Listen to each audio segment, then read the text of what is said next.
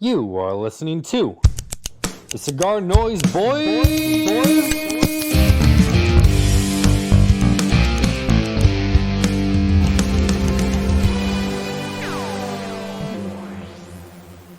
Roma, ma, gaga, oh la la. I want your bad romance. All right, that one doesn't count. Lady Gaga. Here we go. I bet there's rich folks eating in a fancy dining car. They're probably drinking coffee and smoking big cigars. Folsom Prison. Yeah, Johnny Cash. I love that song. What's up, everybody? Cigar Noise Boys. I became a man. Tyler, I don't know if your balls also dropped. I lost my voice, so it's gonna be gravelly. Why are you a 49ers fan all of a sudden? Don't want to talk about it. Did you see the meme, Dom, where once again Tyler's quarterback convinced us he had a shot? I haven't seen that one. I haven't seen too many Green Bay memes. I don't know if that's because I'm on the West Coast. Real quick, you played a Johnny Cash song. My grandpa was big into Johnny Cash, and I remember I played him one of his newer albums. It had The Man Comes Around and then Hurt, and I played it for my grandpa. He's like, what the fuck is this shit? He's like, when did Johnny Cash get depressed? I'm like, hey, it's later in life, man. I think that's the one that Rick Rubin produced. Trent Reznor. Oh, Trent Reznor, yeah. Were those all covers, or the breakup of that? Because I know a lot of them were covers. I'm not sure, but I need to listen to that album again. Like he did Won't Back Down, Heart of Gold. Actually, I don't know if that's the same album. He did two of those. Wasn't it called Cash? Could have been that one. I'm not too wise in that subject. We're joined this week by Skip Martin of RoMarathon Tobacco. When was the last time we had you on? Tyler was in Wisconsin. He's been on one time, and I don't know when it was, but I was in my car because I didn't have internet at my house. Oh, it was middle of winter too. No, I had internet, but I wanted to smoke a cigar, and it was cold as fuck, so I did it in my car at a grocery store parking lot. That had to have been 2 years ago. I don't remember. Well, I'm on again because Tyler basically acted like a baby until I agreed to do it. Well, No. see, Tyler told me he was in a bad mood. That And was I today. said, yeah, and I said, yo, I lost my voice. He's like, let's just postpone. Skip hasn't gone back to me. I don't know if we're gonna do it. No, this is the way Tyler does. This is like a little child, right? You say, he talks about it all week. Can you do it? Can you do it? I said, look, I don't like to make plans. I don't know. I gotta fly, and of course I'm gonna do it. I'm just fucking with him. And then I don't know if you can hear my microphone correctly. So then, I don't. Last night when he left, I said, I don't know. I'll try to be here by 7. So it's kind of one of those. We'll find it. I just don't even want to do it. Like a fucking 8-year-old. Love it when a plan comes together. No, well, the thing is, we had that dude Sean who moved to Austin, kind of like right when I did, and he hit me up and said, "Hey man, I haven't smoked a cigar in 6 months. Next time you're at a cigar shop, let me know. We can meet up." And I don't go to too many cigar shops around here. I go to Habana House and Smoker's Abbey maybe once every other week or so. Honeypot, yeah.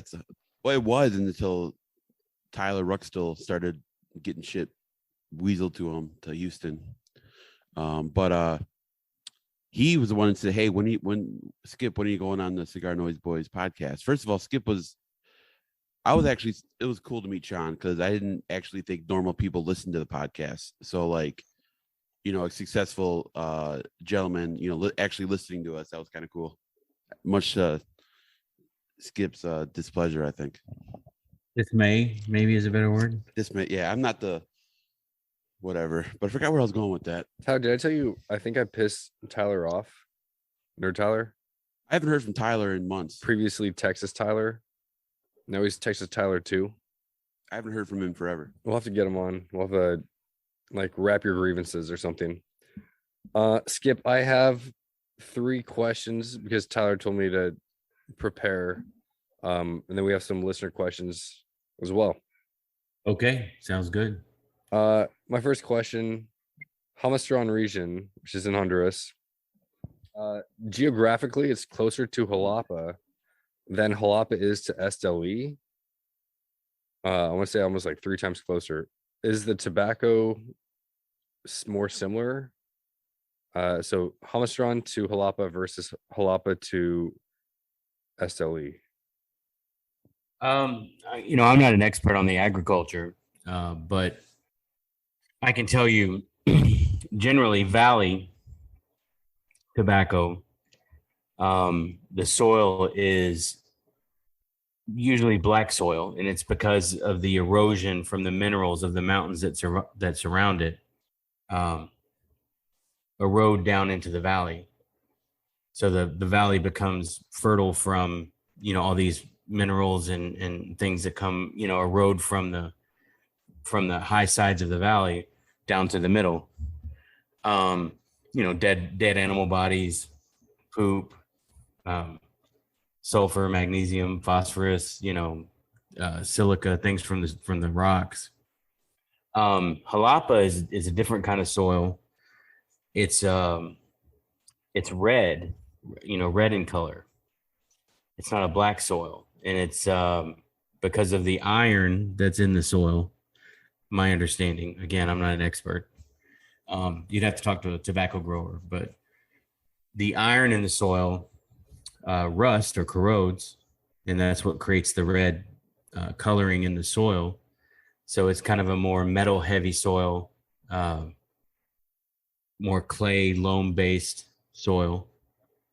And of course, in these farms, they will augment the soil with different things, phosphorus and again, all the things that you need to put into the soil for the minerals, for the plants to grow healthily. But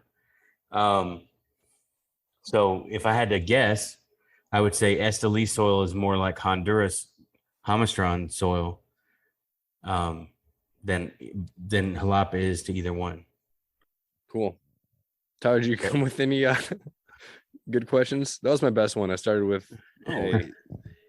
Hey, I'm impressed, man. Thanks.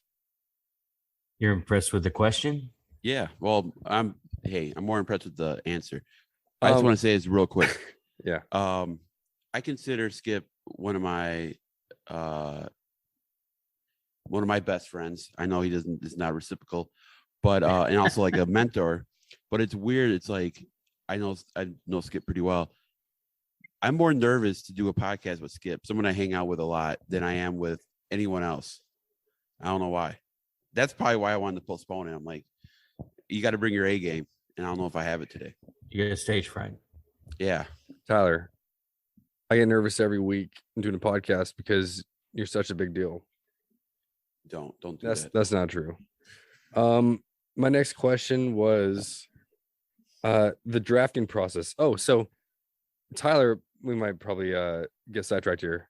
Tyler is coming out with a Viso Horny, potentially Viso Horny selection or something. Anyway, he showed me what you drafted up. Me smoke you long time. He showed me what you drafted up, and I didn't get the reference. So that's what I said, yo, like, how many drafts are you gonna do? And so I was drafting my own version, and then Tyler explained.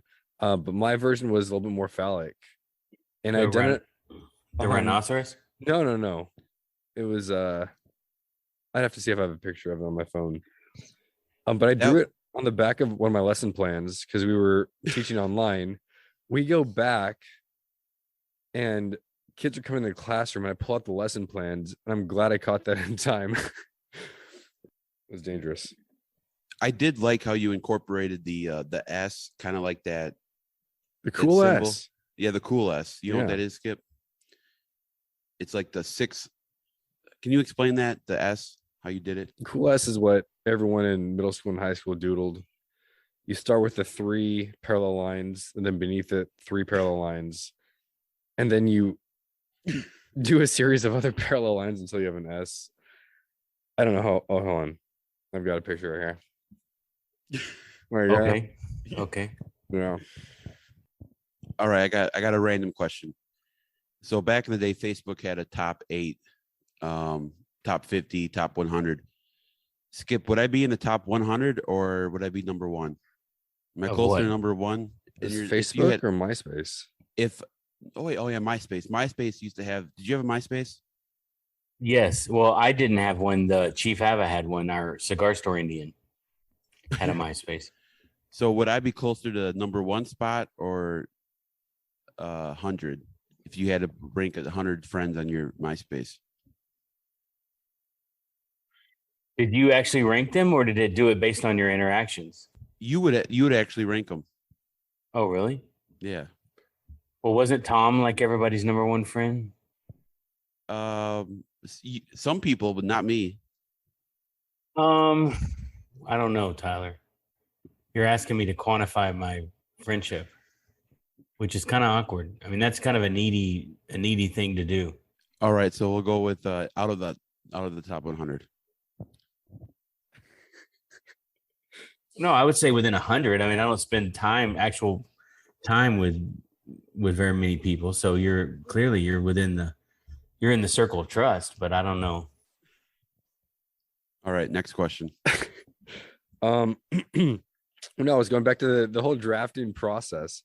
With the Quinquagenario. Quinquagenario. Quinquagenario. Thanks. How long did you take to kind of draft the idea, at least for the image of the Indian headdress? Well, that's a logo from my cigar store, so I've had that for years, for 15 years. Did you have the color set in mind? Kind of. Yeah. So I actually wanted a different color blue, but turns out that it's very hard to replicate in wood. So, yeah, I wanted it to be blue. And then somebody like a month ago said, "Oh, that's basically the same color as Mi Querida." And then now the whole fucking thing, I've just lost all interest in it. So, well, what I found fascinating was so the Mi Querida and then the Tricky Traca went from a really dark blue and gold to a deep red and gold. And then you have the Tabernacle, which is black, gray, and gold. And then Connecticut CT, it was almost the same transition of colors from 1 to 2. yeah, I mean, so most of our colors are based on earth colors, right? Like water, sun, grass, ocean, plants. So, and then the shade usually comes from, like, for example, the Neanderthal comes from the Pantone that the UT uses. The Wonderlust Blue comes from North Carolina. The Baca Red comes from the Sooners. So the brown in the Intemperance comes from kind of like clay earth tones, jalapa, the kind of what we were talking about before, reddish brown. Aquatine comes from kind of the mud dirt kind of that they would draw on the walls with, that color, that clay color, that brownish red, also darker brown. So green is a tough color for labels, so we haven't done that one yet. But the our new one, the Mastranda, was kind of like a golden yellow color. So this one was supposed to be kind of like deep water, like ocean water. Yeah. Dark, So I could have just gone with the Dallas Cowboy Blue, I guess, but I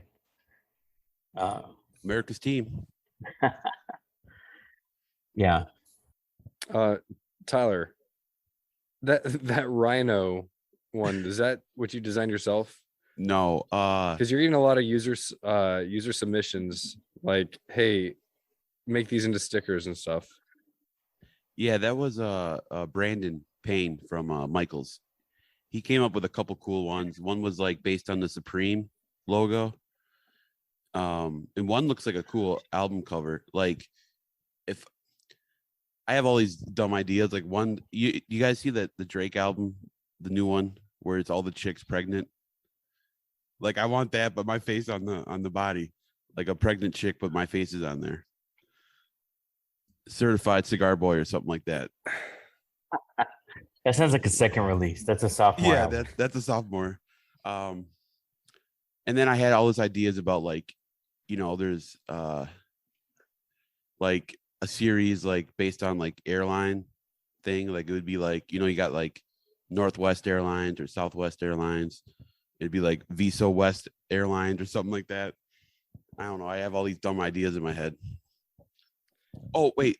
While we're talking about your project, Skip, for your 50th, can you kind of talk about what that means for you? I remember you telling me stories about you going down to Miami, or I forgot where his factory was, Tampa, Miami, wherever it was. But can you kind of talk about why this project means so much to you to work with Ernesto Perez Carrillo? You don't think I should save that story for a good podcast? You're on one. I mean, you're on a podcast. I mean, like, it's like blowing your load on, the JV squad, warm-up squad. Well, this will be practice for you, so you can kind of nail. You're working on your Kill Tony bit. Now you can work on your 50th bit here.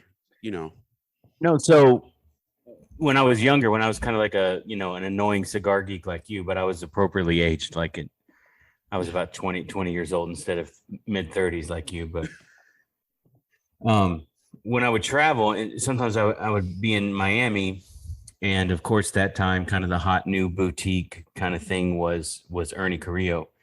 And Ernie's dad had actually started a factory called El Rico Habano, which I never knew anything about. I never really heard about Ernie or his dad until La Gloria Cubana became kind of more popular. And when he had a little factory that he would work in on Calle Ocho, it wasn't 8th and 11. It was like 8th and it was like a little bit closer to downtown. So it was maybe a couple of streets up, like 9th. I don't know, whatever. It was a couple of streets up. It was right next to where it was about a half a block up from where El Titan de Bronze is now, and where El Rey del Habano, the Pepin factory was, the Pepin store factory. But anyway, he had a nice little storefront. You could see him making cigars on the inside. It was like a little cigar factory, and his mom worked there, and his sister, I think, worked there. And I would stop in because you could actually see cigars being made. There was a lot of stores that had like one cigar roller that would, bunch a bunch of cigars and then kind of like ceremoniously put the wrapper on. But they were actually sorting tobacco and rolling cigars and doing the whole deal.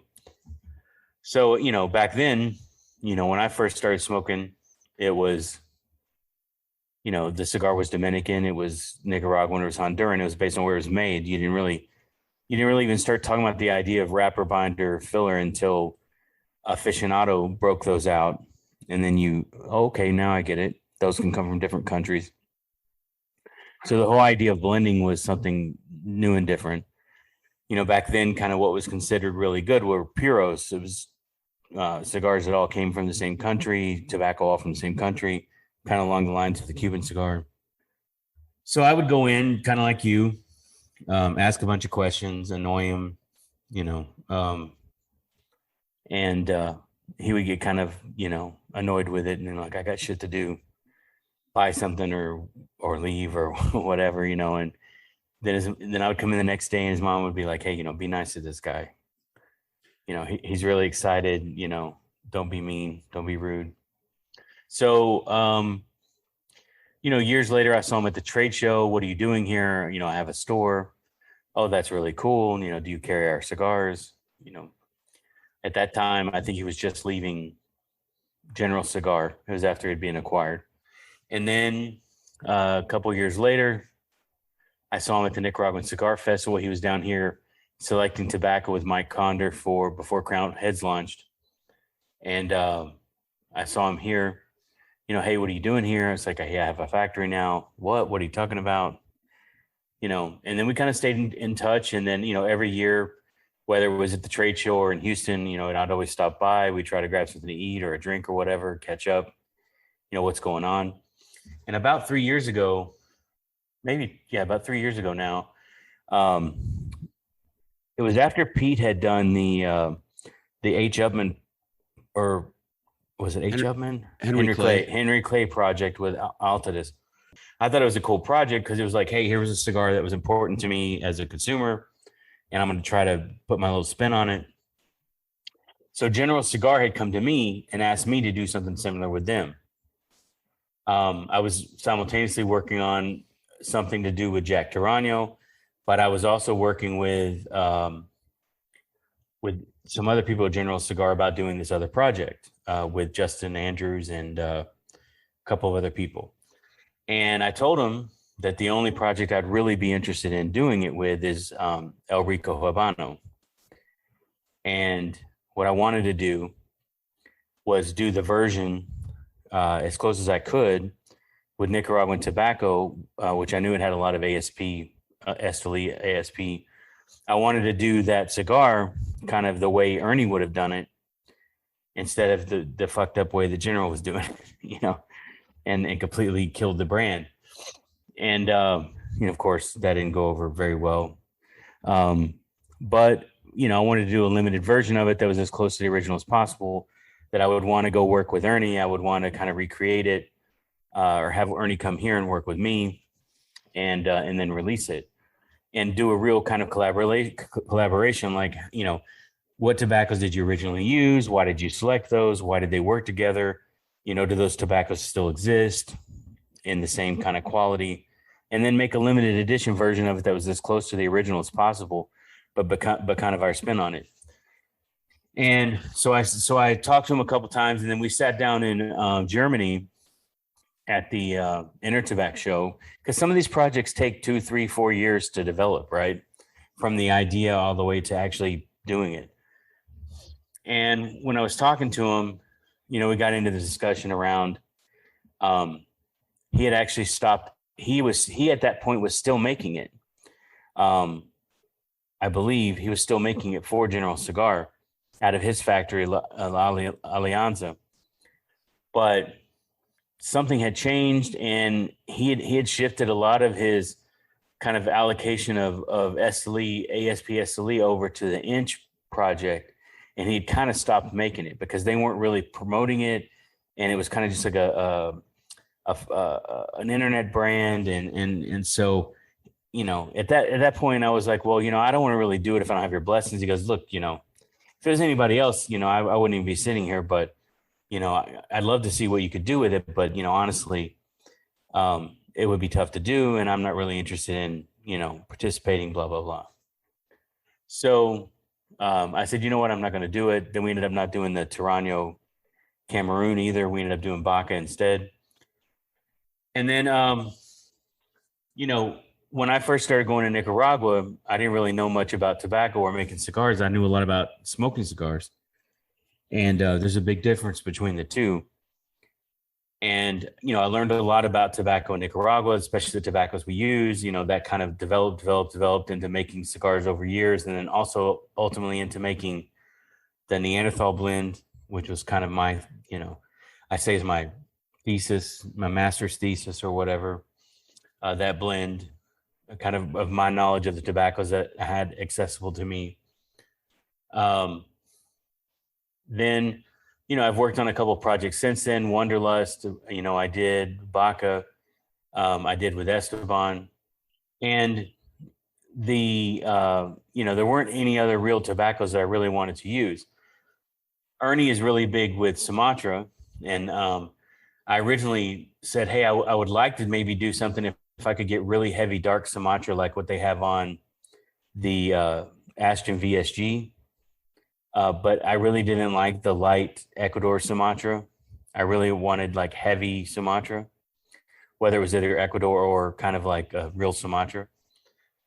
And, turns out kind of sun-grown Sumatra is kind of not a real thing, and it's really something different than what they say it is. So, um, just the general Sumatra wasn't super appealing to me. So, um, but what was appealing to me was going to the Dominican and spending more time with, kind of the guys from El Artista, the guys from, um, all the different growers, Lancaster Leaf, and people like Leo Reyes, who we buy a lot of tobacco from. Mostly when Esteban goes to the Dominican, he would go with Raul. And we've been using one of Leo's Dominican tobaccos from the very beginning, but La Panela, Penuela, Lajero. But, I had never spent a lot of time with Leo Reyes. So I said, I have this opportunity, my 50th birthday. We've never made a cigar with anyone else. So I wanted to go make a cigar with Ernie the same way I came and made cigars with Esteban, 10 years ago, and learn new tobaccos, kind of the same way when you come down, do my own little tobacco school. But now I know more about tobacco, right? So I know a lot more about textures and fermentation and seed varietals and things like that. And really more than it just became more about understanding, the variances from region to region. So anyway, this project was kind of built as a way to take advantage of this opportunity to learn from Ernie while he's still around. And it turned out to be very, it's going really well. I mean, I talk to him every couple of days online or on the phone. We talk about different marketing ideas, not related to this project, but we just kind of developed this kind of this relationship where, I'll see an article, I'll send it to him, we'll talk about it in the context of the business, or he'll say, hey, I saw this tobacco over here, So it's just really interesting to kind of have this kind of closer working relationship with him. And, we may do this project, we may split this 50,000 into a couple of different ones based on kind of the limitations of the tobacco we're finding. We may do a project that he releases under EP Carrillo. I don't know. There's all kinds of things possible, but, it's probably the most fulfilling thing I've done in the last 6 or 7 years. So it's been really fun so far. Mike and I are actually going to Miami. Tomorrow, and we're meeting with Ernie there. And then Mike and I are going on to the factory to work with the team there. All the tobaccos we selected, they've started rolling samples a couple of weeks ago. And so we're just going to start narrowing down the blend. And, wanted Mike to come to kind of, give me his perspective as well. And Ernie's actually not going to be there this time. So that's why we're going to Miami first. Talk about other things. But yeah, it'll come out when it comes out. When it comes out, it'll be good. It'll be a fair price. And, when it's gone, it's gone. Because the kind of tobaccos we're buying, really specifically, we only found 8 or 10 bales of this filler. We only found, so far we've only found 3 of the kind of wrapper we want to use. So, it's limited by the nature of the tobacco that we're selecting. It's not that it's super special or, whatever. It's just unique, and it's limited. And that's, for example, there's one tobacco that Esteban told me to ask about. I asked Ernie about it. He said, yeah, that's my all-time favorite filler. I said, yeah, let's get that. He's like, well, I have a lot of it left. Not a lot, but some. And the problem is this region where they grew this tobacco, these farms where they grew this particular tobacco, the government bought it and built a highway so that region doesn't even exist anymore as a tobacco growing region. So, I've got 30 packs left, the kind of texture you're looking for. Maybe we could pick out 8 or 10 packs. This is the perfect kind of project for that. But it's not something you can make an ongoing blend out of anymore because it just doesn't exist. So that kind of thing, something a couple of guys mentioned to me, I wanted to go learn about it. I smoked it. I loved it. yeah, let's make this one of the core bases of the blend, build it around this, build around this other tobacco, these other two tobaccos that Reyes has. So it's kind of like we're kind of building it specifically to be kind of like a custom car project. But the it's not so much about making the perfect best cigar. It's about learning about tobaccos that I don't know about, and the end product being the kind of like the excuse to go through this learning process at 50 years old, 15 years into the business, 30 years smoking. So it'll sell either way, it'll be gone. But the process itself is really kind of like, like a doctorate, postdoctorate thing, if that makes sense. No, yeah, that's awesome. And it's, I don't know, it's I'm excited for it, but like the stuff you brought back from when you got back here in December has been really good. So I'm really excited to try this when it comes out. Now, you currently have one size plan, correct? One SKU. Yeah, for the Quinquagenario, it's going to be Yes. it's going to be a 5x50, hopefully 50,000 cigars, or as many as we can make. We may end up doing 25,000 in a dark leaf and 25,000 in a lighter leaf, just because there's a lighter leaf that I like, that it's a more smooth, nuanced cigar. And then there's this heavy leaf that I really like. So we may put this different leaves on the kind of the same tobaccos, like different ratios. So we may end up doing 25 and 25 instead of, straight 50. We may end up doing a third project. So it really depends. It's kind of like here's the tobacco. Let's find the tobacco. And then, instead of saying this is the project and then we build backwards from there, we're saying like, here's the tobacco. And then we're building out from there. So whatever it turns out being, that's what we're going to do. Well, that was, my final question was, I like when companies come out with one size of things, or if they have multiple SKUs, Robusto, Toro, Corona. I always ask if I have the chance, what was it blended in? Is it just a business decision then to have one blend altered into different sizes? Does that sell more? Well, so there's two schools of thought on sizes and blends. So one school of thought is like kind of the way Davidoff does it, right? Where Davidoff will come up with a blend and a flavor profile, for example, for kind of Davidoff Millennium, right? Or Davidoff Nicaragua or whatever. And then what they do is they make every cigar differently, sometimes even completely different tobaccos, in order to make the cigar taste the same regardless of what size it's in. So the idea is that this is what we want the cigar to taste like. If you like Robustos, you'll be getting this taste in that size. If you like Toros, you'll be getting this taste in Toro. And like I said, sometimes it has 4 tobaccos instead of 3. Sometimes it has 3 different tobaccos than the other one that has 3 tobaccos. Sometimes it's in different ratios, but they do a really good job of no matter which size you pick up, it tastes the same, right? We do things differently. We blend cigars, like, for example, we blended the Cro-Magnon in 5x56. It's 4 different filler components in equal portions and a really heavy wrapper and a thin binder, kind of an inert binder. And then when we make a Lancero, when we make a Femur, when we make a Slobber Knocker, when we make a Panatella, whatever, it's always 4 tobaccos in equal proportions with a heavy wrapper and in a thin binder.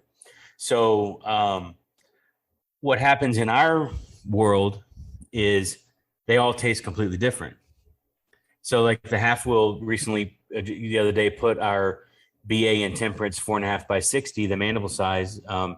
It's called the War. They put that on the end of the year top 25. And they mentioned how much different it tastes than, say, the 4x46.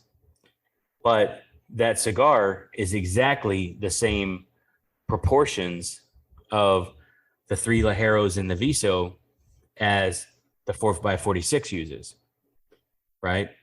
Of course, in the 4.5 by 60, you're using 2 of these, 2 of these, 2 of these, 2 of these. In the 4 by 46, maybe you're using, one small, one small, one small, one small, but they're all still in the same proportions, same texture, same tobacco, right? But the 4x46 Intrigue tastes a lot different than the BA, because on the 4x46, the wrapper, the Indonesian wrapper, has a lot more influence on the flavor than it does in the 4.5 by 60. So in ours, it's the same blend, and you get to see how it changes over different sizes, because we don't change the blend in order to try to make it taste the same. In Cro-Magnon, for example, only the mandible is a little bit of a different proportion, because we add more Ligero, because when you get that big, it gets a little bit boring if you don't. But the BA example, for example, has 3 different Ligeros, so you don't have to worry about it getting boring or not having enough strength. And the Neanderthal, same thing. The Neanderthal, it has 7 different tobaccos. So when you're trying to fit all that in there with that double Ligero into a Lancero, you have to get really creative and use, different methods like Tabacchiato and other things.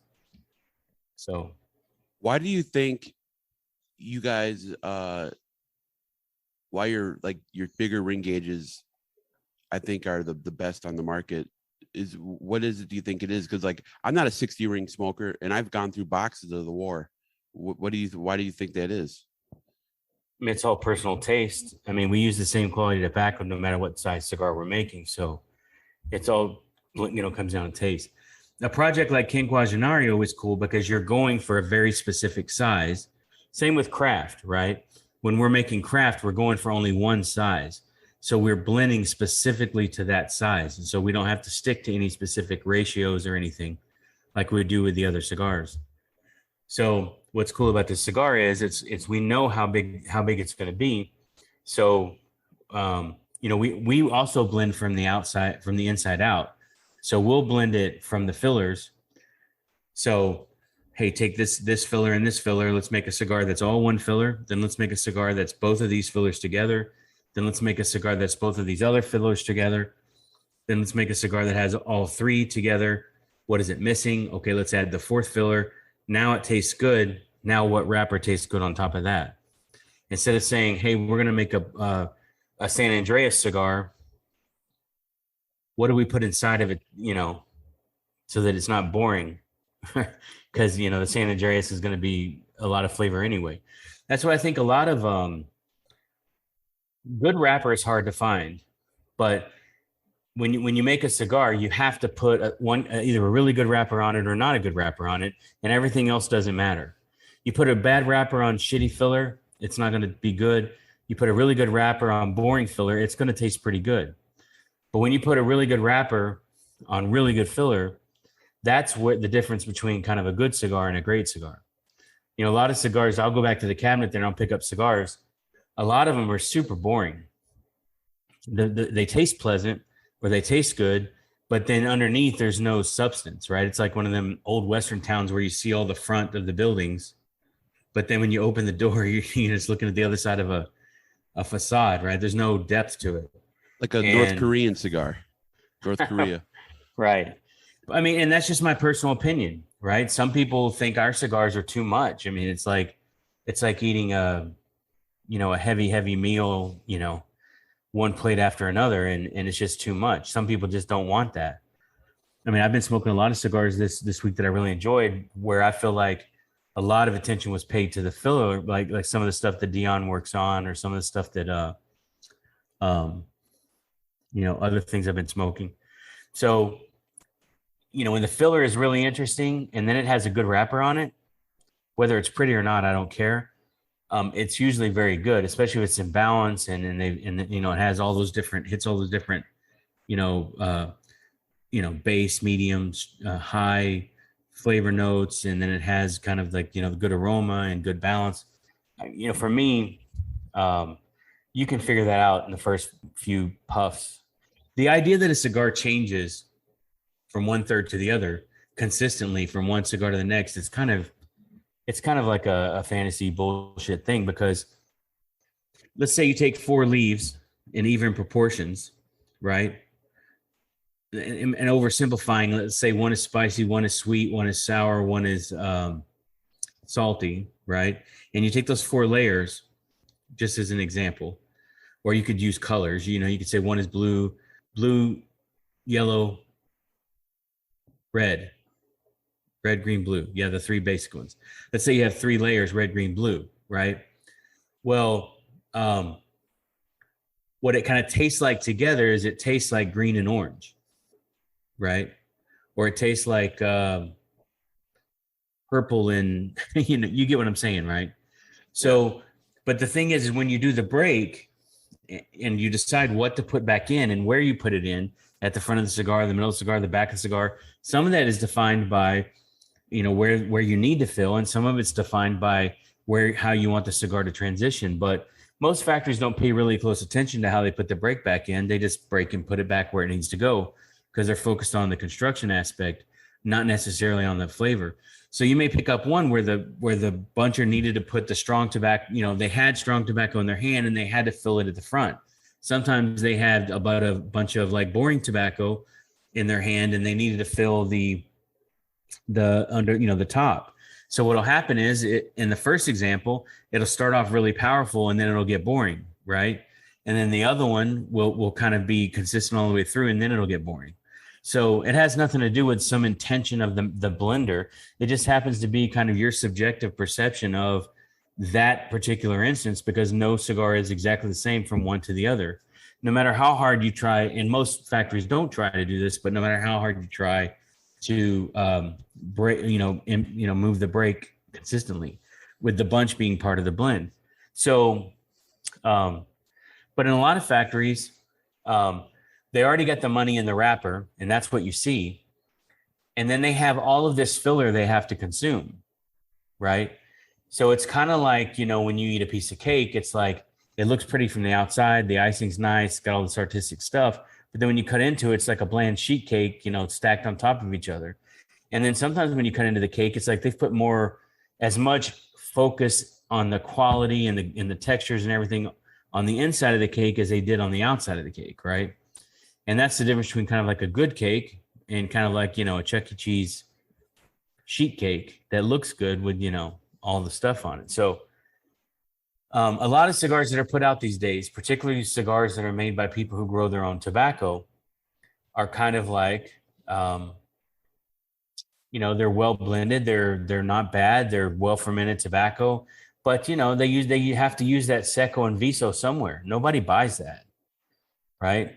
So, when you grow 30,000 quintales of tobacco, you've got 20,000 quintales of Viso and Seco that's just, average.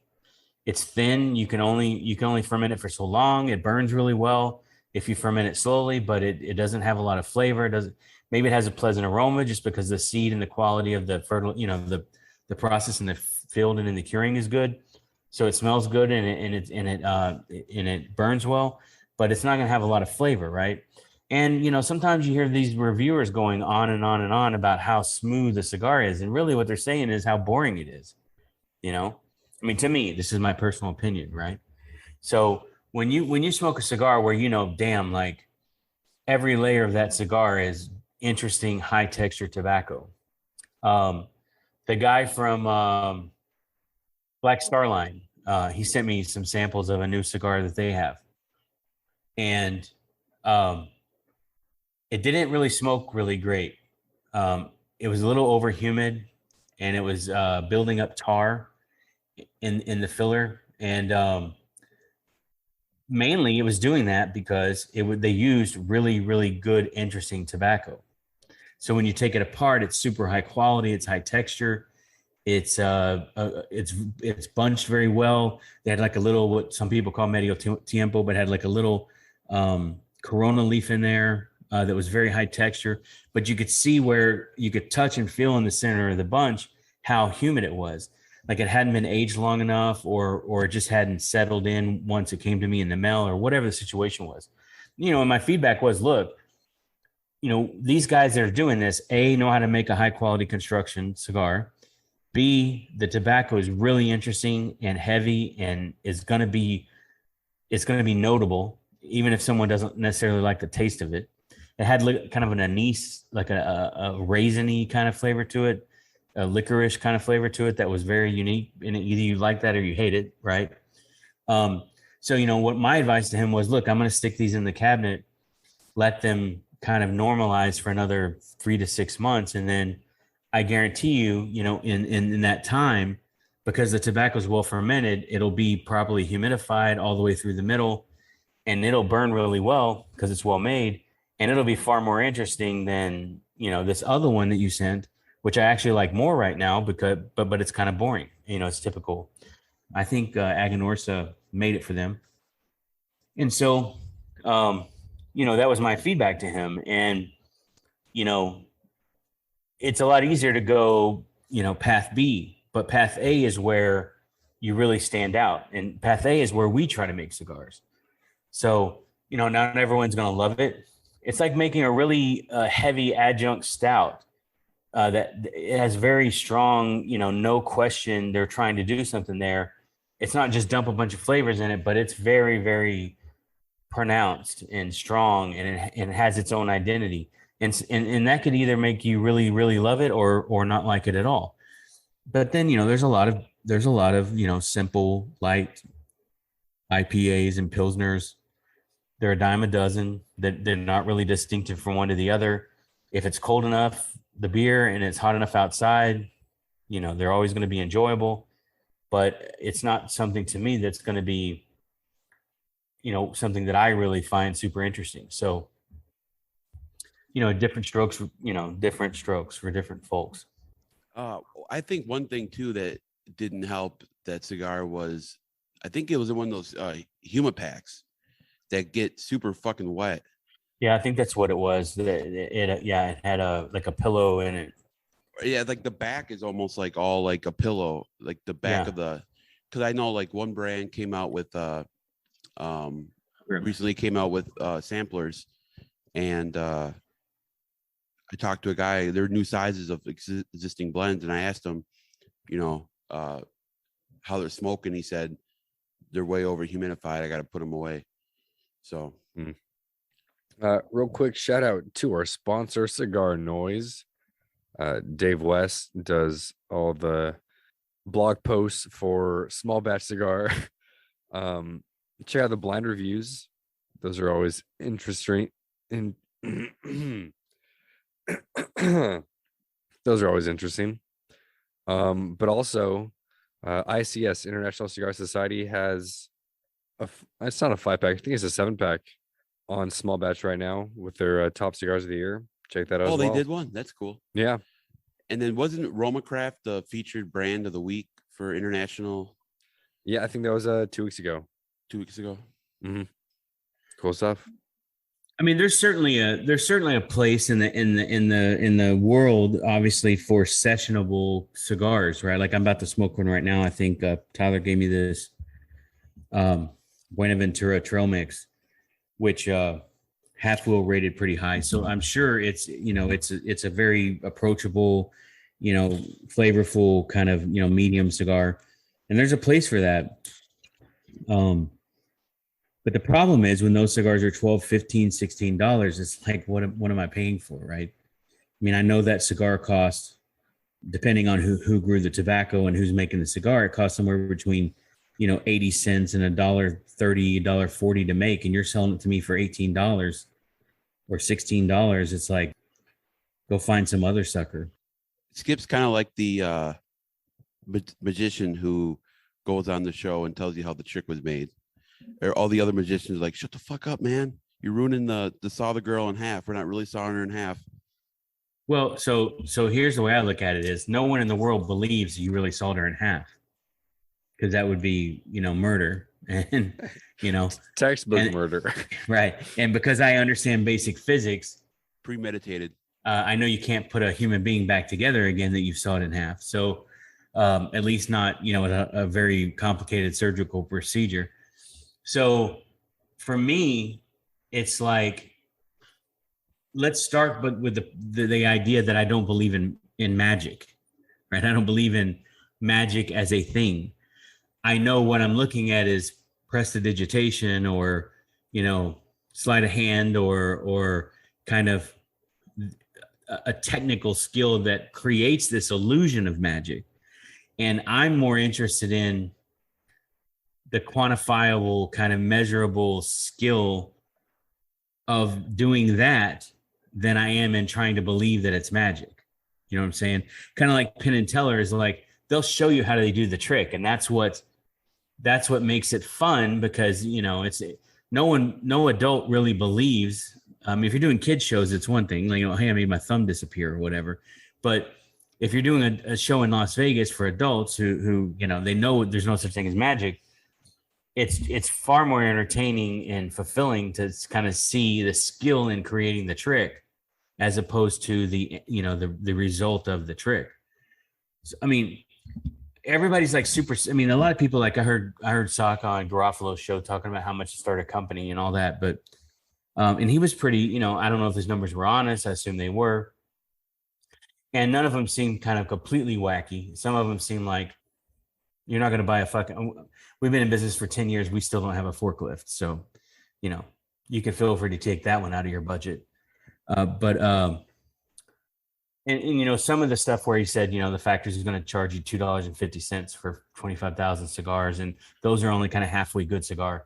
If you're paying $2.50, you better be getting a really, really, really good cigar, because that cigar costs the factory half of that to make, right? So maybe you have to pay that because you're a pain in the ass. Maybe you have to pay that because you know, the factory wants to make money, and then, you know, I don't know, but, you know, like, I'm making my own cigars. I'm not going to pay myself $2.50 for a cigar. And so I don't have to sell it for $15, $16, $18, but doesn't mean it's lesser of a cigar. Right. It's just, I don't have to pay a third party for a cigar. I do it myself. And the point being that I have no problem telling people, if you're buying a cigar for $15 from Dave Garofalo, or $15 from Abe, or $15 from, you know, whoever, they paid somewhere between $5 and $7.50 for that cigar.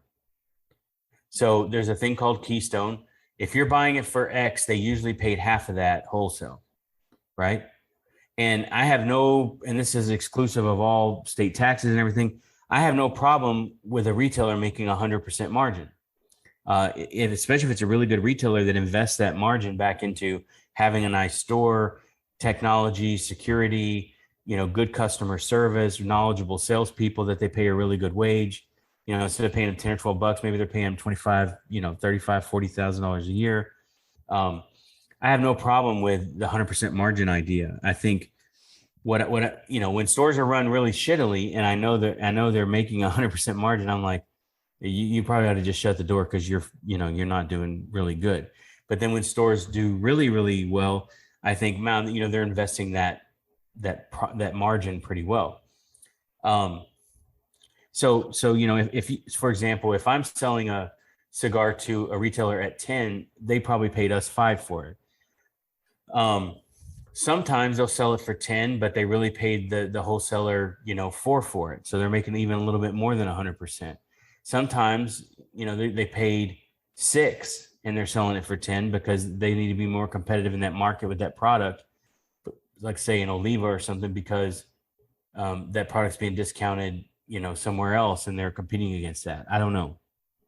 But generally, a $10 cigar costs them 5, which means I sold it to them for 5, which means depending on the size, it either cost me somewhere between 85 cents and $1.25, $1.30 to make.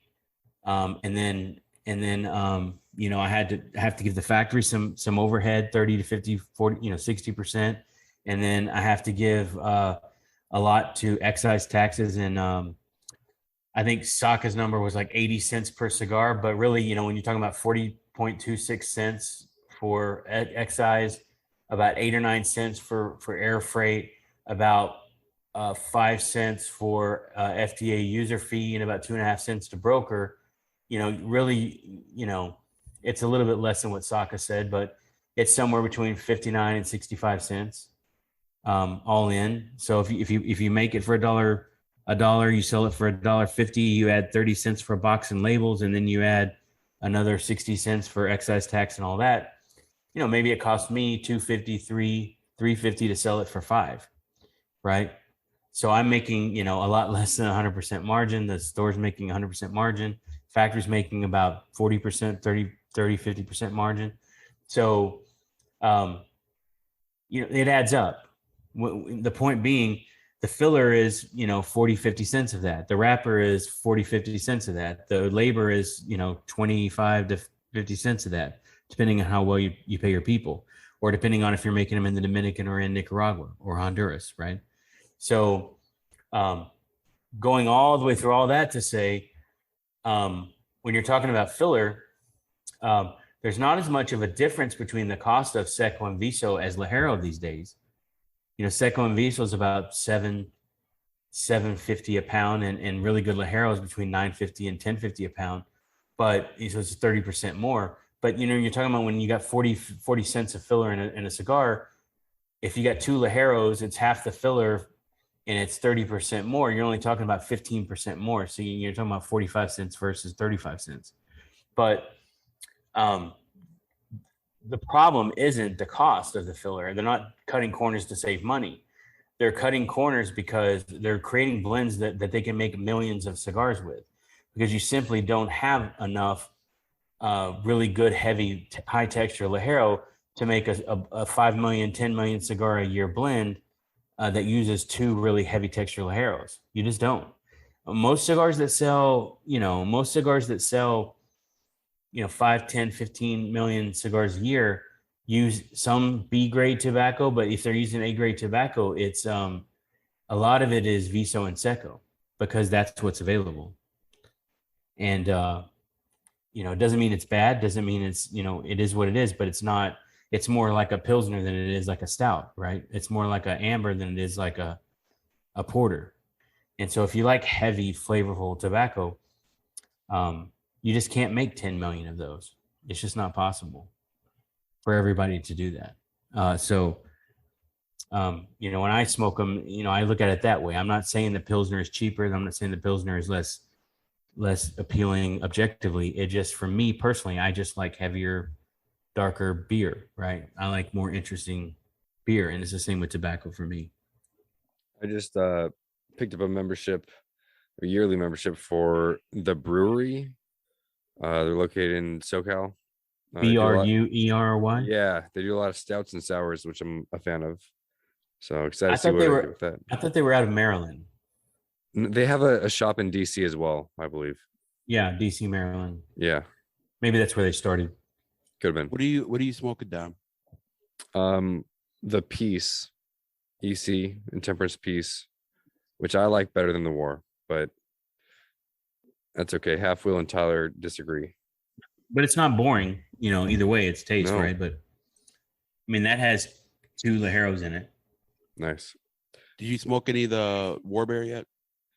I smoked one a few days after I got it, and it's right when so my taste buds are back now, but my voice died.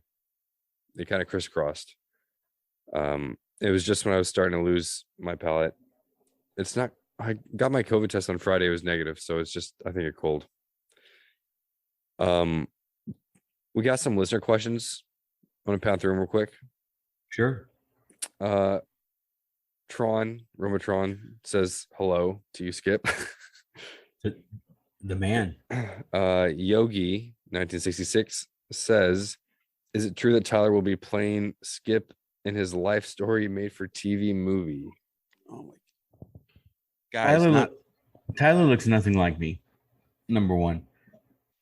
Number two, Tyler's on his own path. He's on a very different path than me, and being able to emulate me is maybe not an achievable goal for Tyler, but he's on his own path. I heard Tyler's been hitting the gym to try to look more like John in like a year. So that'll be the comp.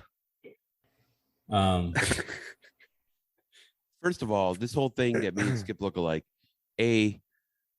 Just because we're both heavy set individuals who wear glasses, and I hate that. I hate that. I hate it. I hate it. I mean, John is more like the mountain, and Mike Rosales is kind of more like Jon Snow to Tyler's Hodor. So it's like a little bit of a different.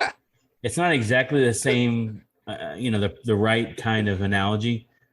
Oh, that's a great analogy. Hey, I'm glad you. Well, at least you didn't say Samuel Tarley. He was a bitch. That's our analogy segment of the week. Nate, a foundation, says he has no topic ideas at this moment in time. Thanks, Nate. Great listener to the show. He's never listened to the show. You don't either. So Nate from Foundation. Yeah, Nate Williams. Oh, and he has nothing to add. No questions. He doesn't have any questions at this moment in time. I think he wants to bring up the fact that he gifted you a book the first time he met you. I remember the book. It's called Capital. I read it twice. It's a very good book. Yeah, Nate recommended a book to me called Power or something like that. I haven't read it. I think he gave it to me at Doc James Cigar, and we had an event up there with Adam, and he gave it to me. I remember these things. No, you got a really good memory. I haven't hung out with Nate since 2 Roma trade shows ago. Tyler, that's when we met. I think that one. That was like 4 years ago, 5 Yeah. years ago. I'll just want to say this. Skip, man, PCA was not the same without the Roma Craft Party.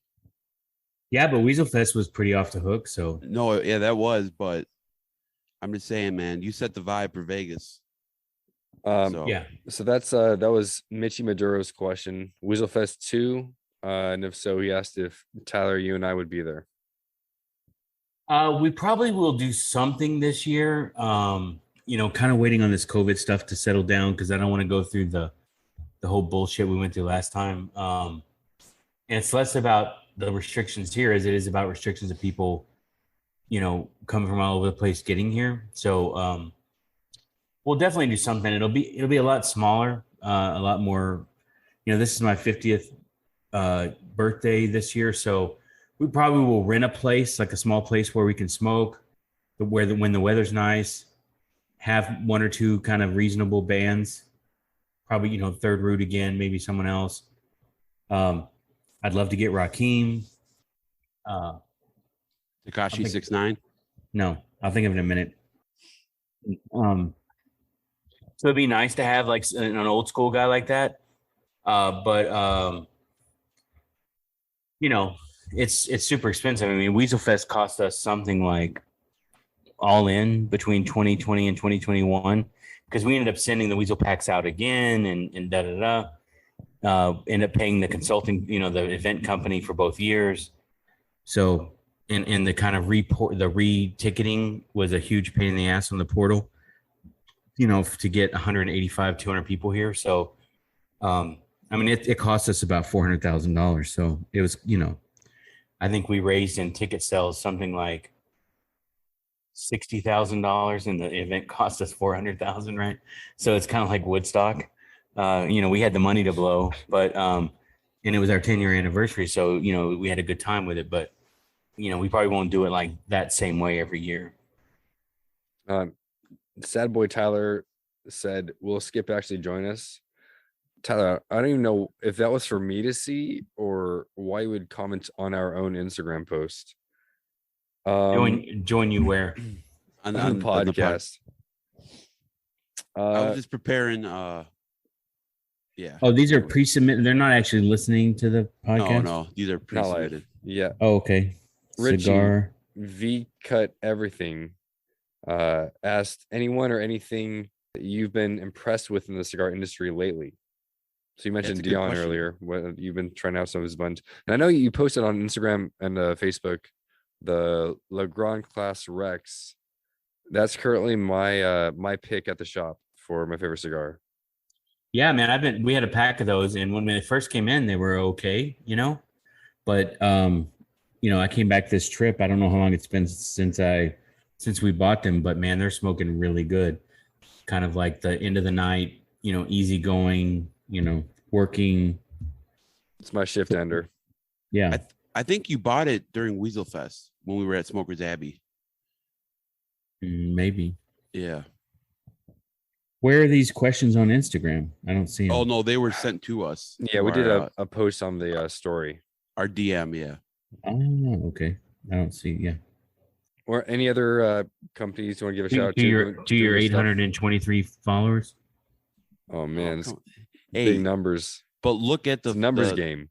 Look at the people we follow. We're not like some of these people who have 10,000 followers. Ratio. It's all about the ratio, Skip. Okay. If you have 10,000 followers, how many guys here, how many girls are here? Yeah, how many? Yeah, the ratio. You got 10,000 followers, but you're following 7,500. That's like a pay for play kind of thing. So like our RoMaCraft is 26.3 thousand followers, 2,000 following. That's a very good ratio. Yeah. Okay. Gotcha.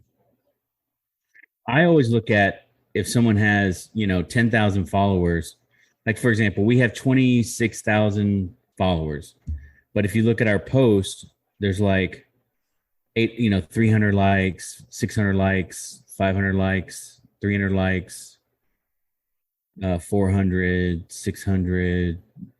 So really, regardless of what you call it, there's, 500 to 1,000 people that actually look at it on a regular basis, right? Yeah. No matter how many followers you have. Like if you look at, like someone like Joe Rogan, just as an example. Friend of the podcast. Friend of the show. Yeah. What Tyler fanboyed out on that deal too.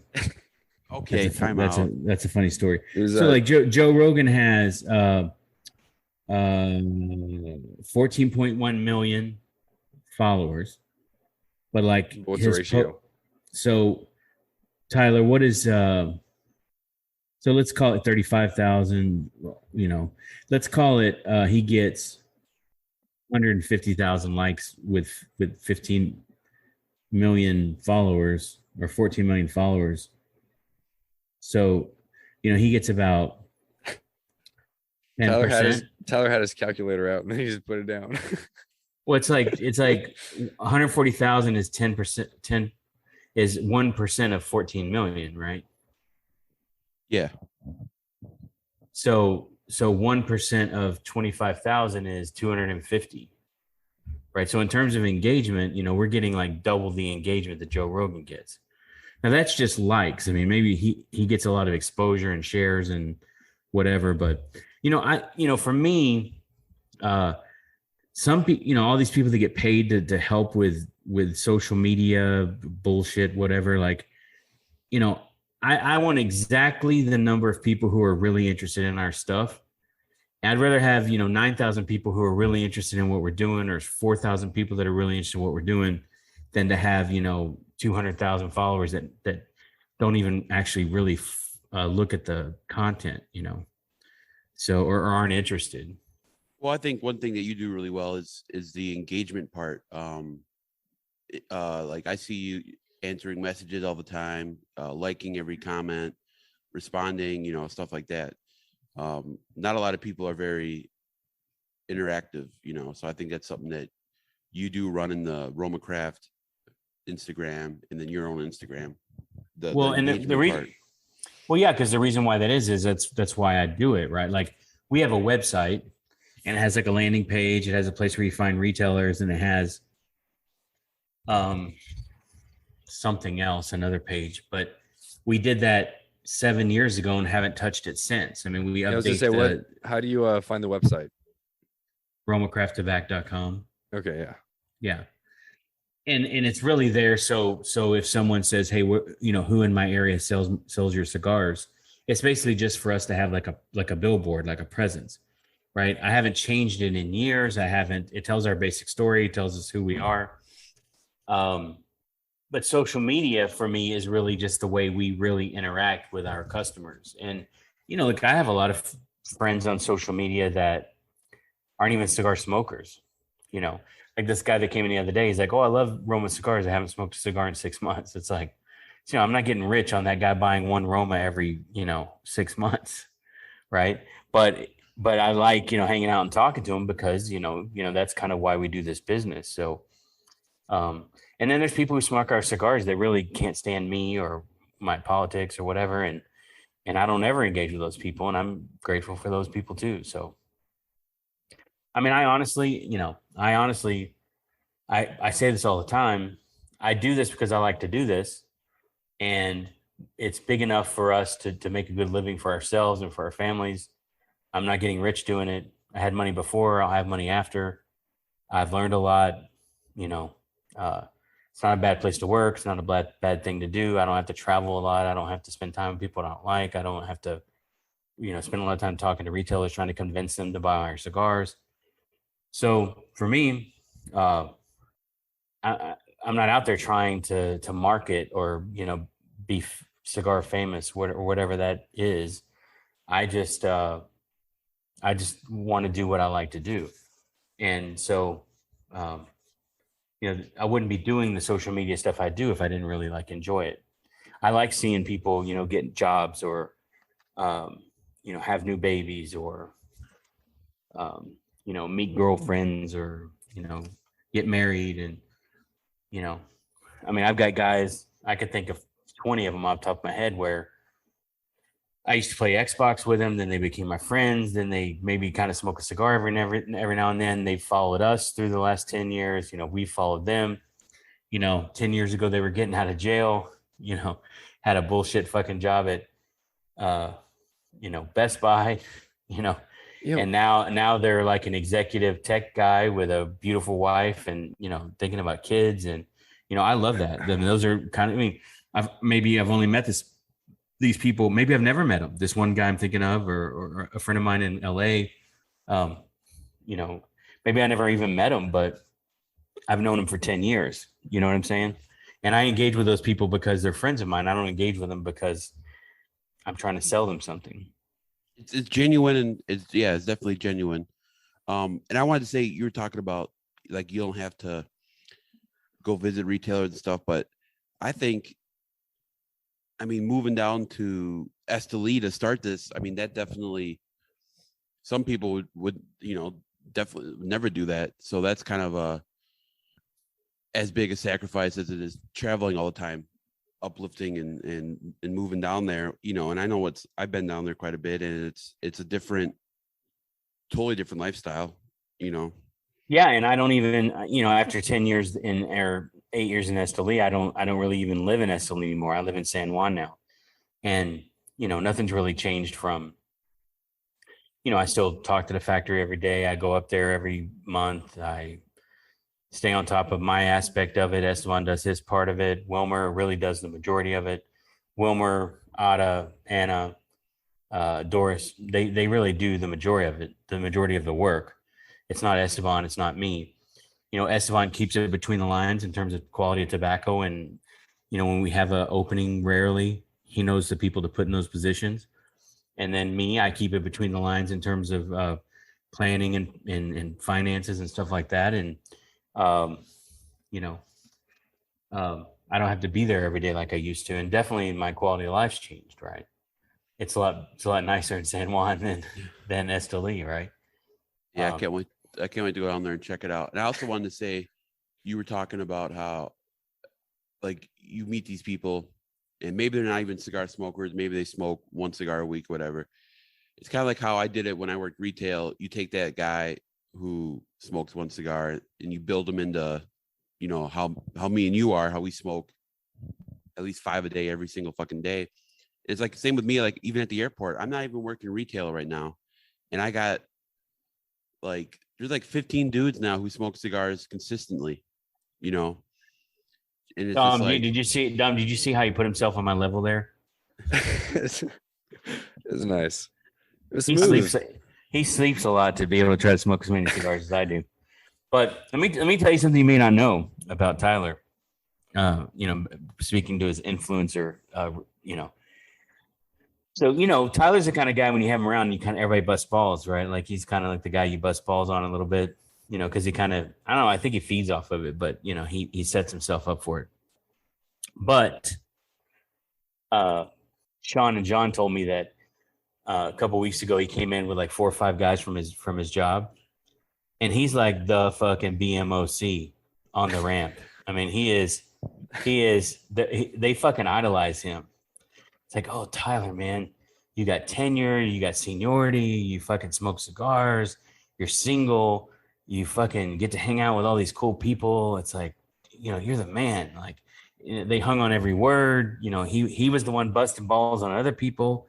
It was a weird thing to watch. And John and Sean are looking at each other like, what's going on? Like, these people really think Tyler's like the coolest fucking dude on the planet. It's like another brick in the wall where the teachers like beat on the kids. They go home with their wives, and the wives are beating them up. Yeah, it's weird, right? So it's like it was like a shift in perception. And then they were telling me the story, and I was like, oh, that's whatever. And then a couple of Tyler's friends actually came in while I was here, and I'm like, dude, they're not lying. It's like Tyler is the fucking shit to these guys. It's pretty crazy to see. Well, it's a weird. It's hard to explain, but it's super hard to explain. That's what I'm saying. Yeah, it's inexplicable. I don't know why why is it so hard to believe though? I feel like I have a really good sense of humor. Of course you do. But when you tell me about your glory days playing nose tackle against JJ Watts, I'm looking at you like Al Bundy. When you tell that story, they're looking at you like, but I'm looking at you like Al Bundy's family looks at Al Bundy. They're looking at you like Al Bundy's neighbors in the MAM organization or no MAM are looking at Al Bundy. Like their fearless leader. So it's just a different, side of the prism. It was pretty cool to see. I don't know how to respond to that. And, it is what it is. It's not a knock. I'm just explaining what I observed. Different Dom, you got a transition for that? No transition. We do have 2 more listener questions though. We can just scratch those. It's one more thing. It's almost like it's a weird dynamic too. Because like I think about it, how I met Dom. Okay, it was my first trade show. I didn't know anybody. I just started working at a shop. I wasn't a dweeb like Dom who was on the forums. See how he's trying to bust balls on you, Dom? But yeah, that's normal though. So I know he's either comfortable again or deflecting. He's trying to establish dominance. Yeah. It's already been established but anyways, so I'm sitting there chilling by myself. I don't know anybody. And Dom and his roommate or housemate come and I'm like, hey, there's a spot here. I start talking. What did your buddy say? You got to be nice to him, or what did he say to you? Well, he's like, this guy is all alone. Let's go talk to him, because we were just hanging out by ourselves. But at least there was 2. 2's better than 1. Yeah, well, yeah. I went by myself. I went to the trade show by myself, a part-time employee. So you, in his eyes, you met because he felt sorry for you, and then in your eyes, you felt sorry for him. I felt sorry for him because. Well, the one thing I made the mistake of saying, hey, man, I think I follow you on Instagram. I made that mistake. So already Dom's riding high, and first of all, I look at Dom. I was the opposite. You're like, this is one of my, well, you looked at like, you said, I think you said you had seen my Instagram. All right. So maybe that was like, oh yeah. What are the other 2 questions? Yeah. Stuart Cigar asked, why aren't you making the humility this year? I mean, really what it boils down to is production capacity, right? So we can only make 23,000 cigars a week. It works out to be about 1.2 million cigars a year. I put in a production plan. I mean, there's a lot of weird logistical things that are hard to explain, but like, let's say, for example, we have a 5x50 short perfecto in every line. We have the Faith, the Envy. We have the Mode 5 in Cro-Magnon, right? And Mode 5 in Aquitaine. So you can't make all 4 of those in the same week, right? Because there's not enough molds for 6 different pairs to be working on those, or 5 different pairs, right? So there's things like that. There's things like tobacco. Like, I know I'm not getting San Andreas again until like November or whatever. I know I'm not getting any broadleaf this year, so I can plan out. Fortunately, we have about 2.5 years worth of broadleaf, so I can plan out week over week over week exactly how much broadleaf we're going to have. We're a little bit low on Indonesian binder, right? So I'm going to obviously choose to make intemperance instead of Wonderlust or Baca.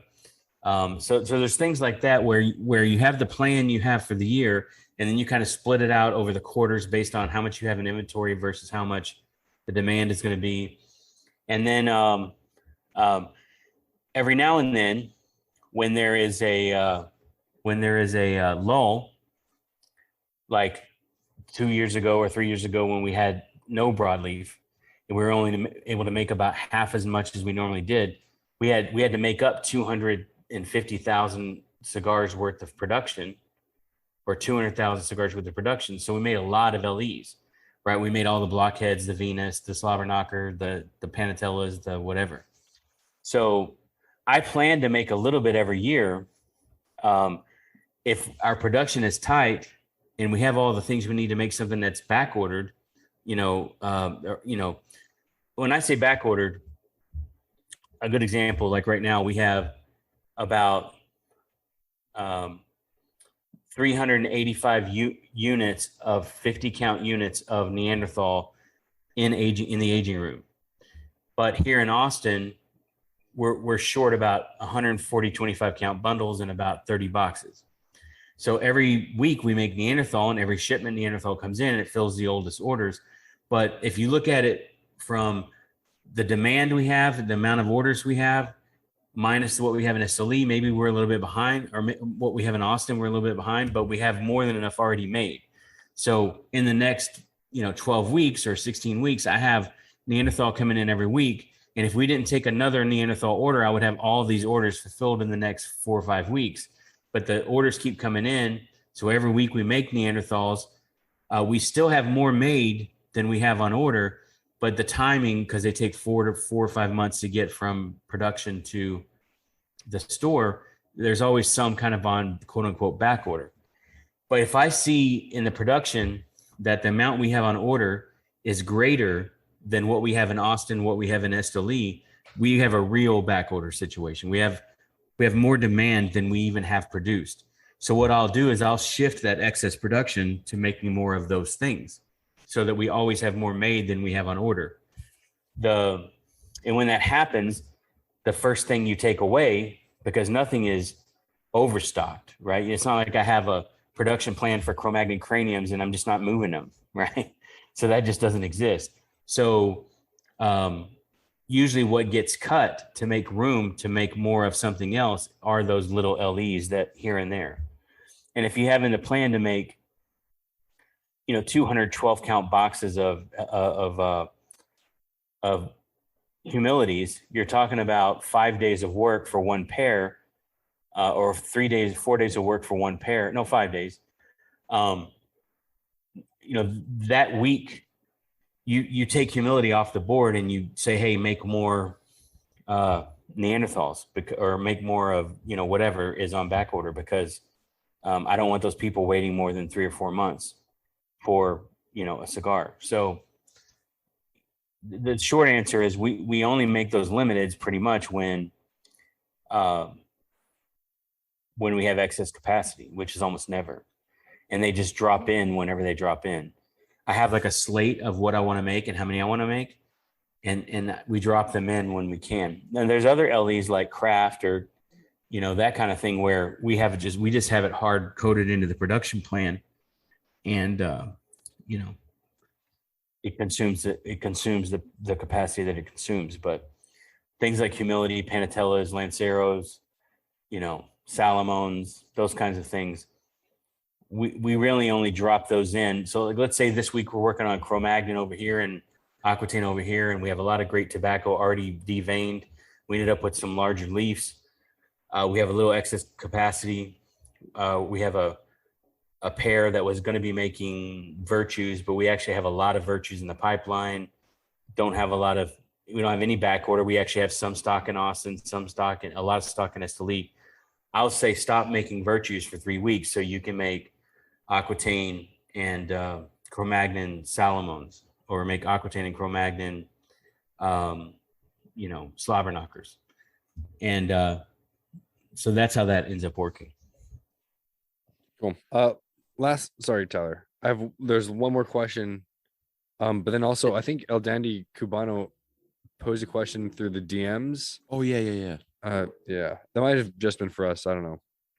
Can't remember. International Cigar Society asks, what is Skip's favorite board game? This kind of ties in.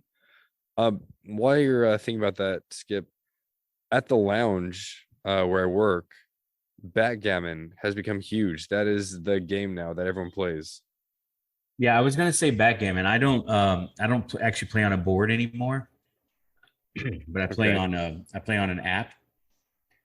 So I would say backgammon. I mean, if I'm in a room full of people playing a board game, I would say maybe Trivial Pursuit or something like that, where you're kind of playing teams and answering questions like that. But I used to play Risk a lot when I was a kid. Games like that, but Settlers of Catan. I would say backgammon. All right. We need a game night at Roma HQ. No, we actually don't. Well, it sounds like you're into board games, and I would crush you in backgammon. No, you'd crush me in most games because I'm very indecisive. So I'm like playing Yahtzee. Backgammon is a math game.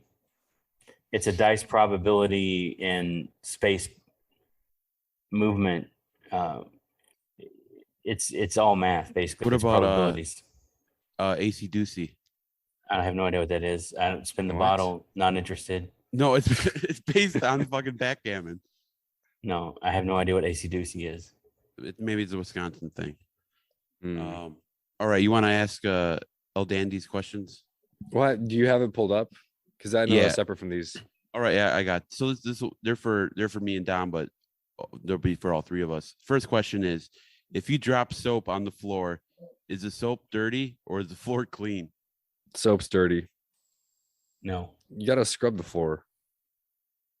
Yeah, you just rinse it off, right? Are you talking about like in the shower or like when you're washing your hands or whatever? I'm guessing the shower. Yeah, if you drop it on the floor, the shower is just going to rinse it down the drain, right? You just move your foot over it.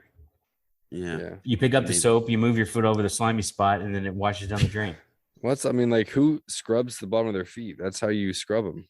You get that soap down the drain. You got the hot spots. No, actually, you shouldn't be using just the bar of soap on your body anyway. You need to get one of those like little loofah rags or whatever. Put the soap inside of it. Rub the soap into the rag. Inside of it? Yeah, so you take the loofah rag, you put the bar of soap inside of the rag, and you move the rag around on it until it gets soap on it. You take the soap off and use the rag. But when the soap gets like into the little bitty pieces, you put all the little pieces in the middle of the rag, and then you use it kind of like a, you just make the you don't have to handle the little pieces. You just move the. It's kind of like a what do you call it? Like a sachet of soap. All right. Right. Yeah, that sounds right. That brings me to like, or you just use gel. I know you use 3-in-1. Tyler uses the 4-in-1. No, I used to, not anymore. It's a combination shampoo, conditioner, body soap, and ball toothpaste. Scrub. No, after I used your shampoo, me and Mike Hustler, we both decided you got the best shampoo. I went and ordered it, the Argan or whatever it is. That's good shit. I have really bougie, high end kind of like. Everything. Plus when I find something I like, I buy a lot of it. So. Yeah, you gave me some cleaner, some like subscription based cleaner that's like organic and shit, and then you gave me some vitamins. Oh yeah, I missed my opportunity to say this. I think it's funny, but I don't know if you guys ever watched New Girl. They're talking about the your shower towel, how often you got to wash it, and he's like, I never have to wash it. I'm already clean. It just dries me off. I don't know why I think that's funny. Second question is, since smoking cigars, let me tell you how towels work, Tyler. So you have You have the towel that's on the counter, Mhm. the large size bath towel that's on the counter. Then you have the towel you used yesterday that's hanging, that's drying, Mhm. right? So what you do is before you get in the shower, you take yesterday's towel that was hanging, you fold it in half and use that as a floor mat. Mm. So you get out onto yesterday's towel and then use the new towel. And then the new towel goes up to dry to become tomorrow's floor mat. And so you really need kind of like 3-4 towels at once. Of course, I have a lady that does laundry every day, right? So you know, but even when I'm at the house, every day I end up, because what happens every 3 days you need to wash a towel. So you wash that towel with your whites or you wash it with your darks. So you always have like three black t-shirts, 2 pair of jeans, 2 pair of socks, 2 pair of underwear, and a towel. Perfect size laundry. Wash and dry. You got your go-to for the rotation for tomorrow's counter towel. It's a life hack, guys. There's a process to it. So you always have exactly one load of laundry because you if you have 2 pairs, because like say Monday, you got a pair of socks, pair of underwear, black t-shirt, jeans, or right, or socks optional if you wear flip flops. But this time of year you have socks. Then you have yesterday's, or you have today's counter towel. Then by the 3rd day you have 2 pair of jeans, 2 t-shirts, 2 pair of socks, 2 pair of underwear, and 2 towels to wash. Right. Yeah. So that's a perfect laundry. And then once a week, you do your sheets. When's the last time you washed your sheets, Tyler? You wash your sheets every 3 days. If you're sexually active, at least every 3 days, depending on how active you are, because there could be a lot of. You might need to do it every day, but depends on how much How much? Tyler, new question. Have you washed your sheets since you moved to Austin? Yeah, I have several sets of sheets. Let's not talk about my So situation. I wash my pillowcases every 3 days. So every time every 3rd day I wash my pillowcases, and every week I wash my sheets. There you go. So I mean, this adulting is hard, but yeah, it is. And but let's be real. You don't wash your socks. You just put a new pair on. I have so many pairs of socks. I usually wear like one pair. Well, I don't often wear socks, but I probably have about 40 pairs of the same exact socks. So I don't really hit them very often, maybe once every couple months. Since smoking cigars, have you searched for different flavor notes in your food? Example, this burrito tastes earthy. No, never. No. Maybe, I'm thinking about it, but food and flavor cigars. Notes. Flavor notes is a bullshit thing in cigars, but You hear that, Dom? that's just me. Yeah, no, I'll say like with coffee. Coffee's different. Coffee's a liquid. I didn't think about tasting coffee as much since I got into cigars. Now I'm much more interested in like quality coffee. I don't, but the thing is, like, I don't like good quality coffee. Like, if you talk to an expert, like if you talk to an expert like Andrea and Colin, when they do cuppings and stuff, the coffee never tastes good to me. Well, first of all, I don't really drink black coffee. I drink coffee with milk and sugar, right? So I like, Charbucks, like dark roasted, so I like it as dark roasted as possible most of the time. Like the bright coffees and the really high quality, nuanced, all of those kinds of things you would objectively say are better coffee. I don't really drink coffee that way. So, but yeah. Coffee has different. I mean, I use my Nespresso machine. Mike has like a $10,000 espresso machine at his house, but I like Nespresso. And in my home one, I've got tons of different varieties of packets, and I definitely can taste one and go, okay, that one's acidic. This one's kind of sweet. This one's kind of, fruity, right? Like that level of flavor notes, but you're talking about something you're consuming on your palate, not smoke, not tobacco, right? Yeah. I would definitely say that my food and cigar variety is very similar. I eat the same stuff every day, and I smoke the same stuff every day. I'll mix in something new, but a lot of the new shit that comes out, I'll smoke it once. I'm like, all right, that's all I need. So, but yeah, I eat the same food every day, and I smoke the same cigars every day. So, but no, I don't. Yeah, I don't think about Talk about Kill taste. Tyler. Kill Tyler. Oh no. Yeah. What's your favorite cigar you smoked this week? This week? Yeah. Probably the Kaiser Sose. I've probably smoked about 20 of those this week. I'll be right Oh, back. where do you got those hidden at? Skip scanned up right now for the listeners. Yeah, Dom, what's the best cigar you smoked this week? Dude, this is an off week for me. Well, okay, last week, motherfucker. Not so long ago. I have to look through pictures. Let's see. The blind review was not good last week. Okay, I'll answer. The Neanderthal Grand Perfecto. I've been chooching through quite a few of those. Okay. That's my favorite. Like Neanderthal blend is my number one closer. I'll be right back. Yeah. Well, this is awkward. So, while I'm waiting for everyone to come back, sick tea I'm drinking right now. Fresh ginger, fresh turmeric, bag of tea. I think it's green tea. Some fresh local honey. This is in a pot of water, boiling water. Some anise, some cloves, some lemon peel as Meyer lemon. Squeeze lemon, throw the whole thing in. And then that is half of it. And then the rest is whiskey. Good stuff. What'd you say, Dom?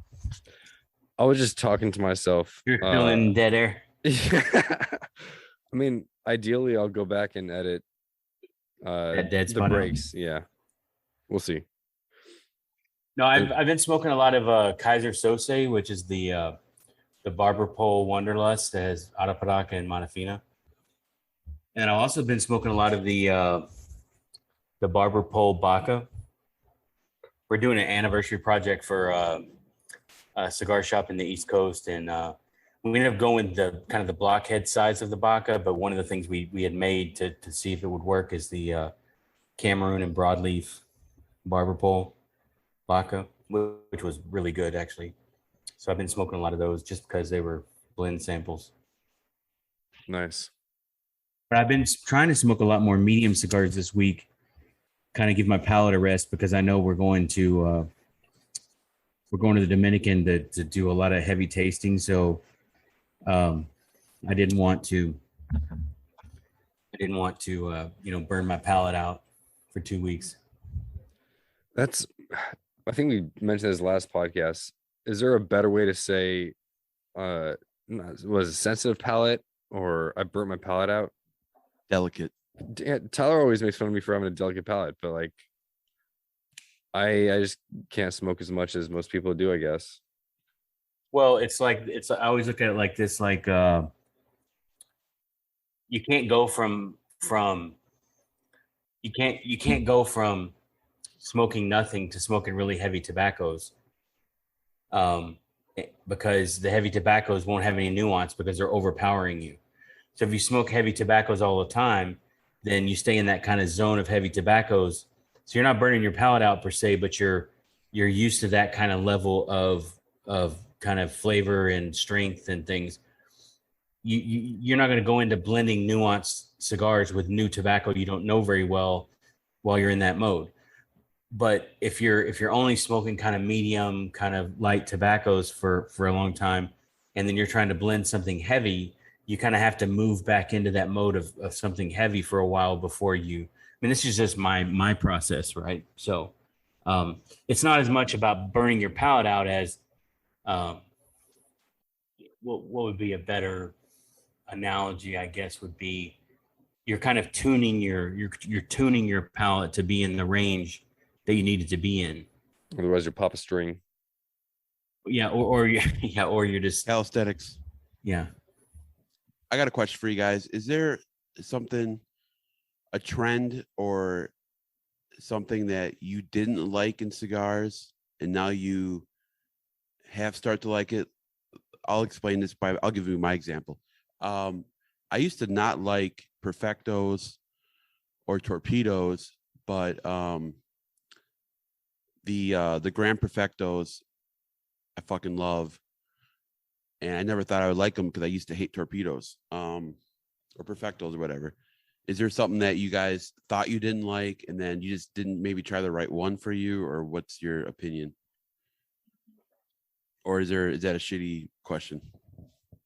I mean, I've never been a big, 60 ring gauge, 70 ring gauge smoker.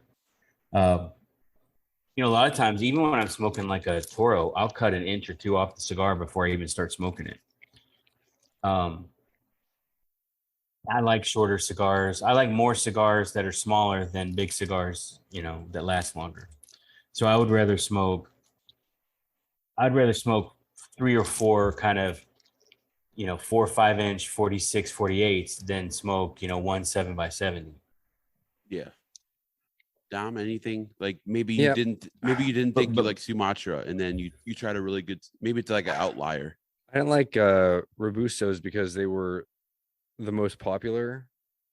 I love that's my favorite size. I'm getting there. But also when I started smoking with my dad and my brothers, Robusto was too short for that, and we would only be smoking 1 cigar. It was never like, oh, let's have 2 tonight. But then as we smoked more, then I think dropped in. My dad still likes Salmones, the larger size, but I like the smaller ones now. You can hear when our coolers go off.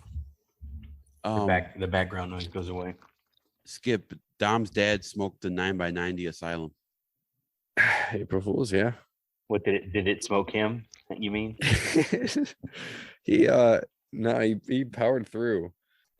I mean, look, here's the thing, man. If you like it, you like it. And to Tyler's question, I've been smoking cigars for so long that I'm kind of set in my ways. I mean, I smoke a lot of different things, but I mean, I don't like punch cuts. I don't like V cuts. I like straight cuts, guillotine cuts, scissor cuts, right? I don't like really big cigars. I don't like really long cigars. I don't like sour beers. I don't like, I don't like Sumatra very much. I haven't found one I really liked yet. Maybe that's the challenge for me, is to make a Sumatra cigar that I really like. So, yeah, I guess that's kind of where my question was too, is you're not the biggest fan of Sumatra, and that's kind of like what Ernesto is known for. No, so maybe we aren't to the wrapper portion of the blending yet, but yeah, he's been twisting my arm and pushing me towards Sumatra since the day I got there. And, I'm like, I'll try it. No, I still don't like it. Nope, that's no better. But we'll try this. It's completely different, It's like, like when you say, like, I don't really like IPAs. And so he goes, I know you don't like IPAs, but taste this IPA. It's like, dude, I don't like it. It's like, well, but this one's different. It's like, okay, if I don't like it, can I punch you in the face? It's like, smell my finger. It's like, no, I'll try it, but I'm telling you, I'm not going to like it because I don't like IPAs. That almost fits in the same lens, like where you think something's really funny and you put it you put it on the screen, you're making them watch it, and you're looking, and they're just like stone faced. You're like, dude, that was the funniest part, and you missed it. Tyler said every kind of Facebook feeling post that you've ever done. Yeah, I was about to say, I don't do that. Tyler does that. Like, I consume it because I enjoy it. Tyler is doing it to try to get the effect, and Anyways. Plus, I've started to come to realize Tyler has the absolute worst fucking taste in music, in movies. So the other day, Tyler listens to his music on his headphones. So they pull the headphones out of his ears and go, "What do you listen to?" He's like, Bon Iver. It's like, you're always walking around Tourette, fucking snorting out old school hip hop lyrics, and then you're fucking listening to, teen emo music secretly in your headphones. Just it's not. I put it on my stories. I'm not afraid to admit that I like a wide spectrum of music. I listen to a lot of different shit. Okay. That's my thing with John is John listens to one type of rap that it takes place in Buffalo. Definitely not a mecca of rap music. But no, that's like he's got. No, I don't like his taste either. But like, so dumb. Here's a homework assignment. Yeah. There's a movie called Small Engine Repair. It's like a little indie movie. You can get it on iTunes. Or Small Engine Repair. It's got a couple of actors you'll recognize. John Berthal from Punisher is the main one. Yeah. And it's just a really, really good little indie movie, kind of, along the lines of Simple Blood Simple with Billy Bob or Coen Brothers. It's kind of like a Coen Brothers meets Quentin Tarantino kind of little deal. It's a ripoff of that. That's what I didn't like about it. It's not a ripoff. It's a very good little movie. Tyler watches it and he like shits all over it. I'm like, dude, you have zero fucking taste. And then he comes in raving about this new show called The Peacemaker, which is, it's somewhat entertaining in the same way Jackass is entertaining, right? But it's not, it's not like. Is it the soundtrack he doesn't like, or the actors, the cinematography? It was. He doesn't like having to think. Number one. No. I posted recently like what I consider my top 5 favorite movies, which are movies that I consider like rewatchable. If they're on TV, I'm going to catch it. I'm going to watch it. It's now like, let's say I really enjoyed American Psycho with Christian Bale, but that's not a movie I'm going to rewatch all the time. Or like, I think one movie, if you did kind of. Yeah. Another movie you have to watch at least one fucking time is Requiem for a Dream. Like that's a great fucking movie, but that's not a movie you can watch 10 times. Yeah. Any of his movies, Darren Aronofsky, whatever the fuck his name is, like The Wrestler. The Wrestler is a great fucking movie. That's my kind of movie, The Wrestler. But it's not a movie you can watch again. I mean, you can fast forward to the part where what's her name shows her tits. Oh, Marissa Tomei. She's in my top 10. Big fan. So Dom, what do you think about the end of year lists? I got some questions for you guys. So I like seeing cigars that I haven't tried before on them and then trying them. For instance, are they, when you do that, are they usually good? So the only one I've tried on a list that I'm like based off what I'm saying, Half Wheel rated the Alec and Bradley Kinsagway. Oh, I forget the name of it. Kintsugi, thank you. And I hadn't smoked that before. So we had 4 left in the shop. And I don't think anybody's gonna pick up the last 3. I need to smoke on a fresh palate, but I thought it was decent Honduran smoke. Did you get the Corona Gorda size? Yeah, we have both Toro and Corona Gorda. Okay.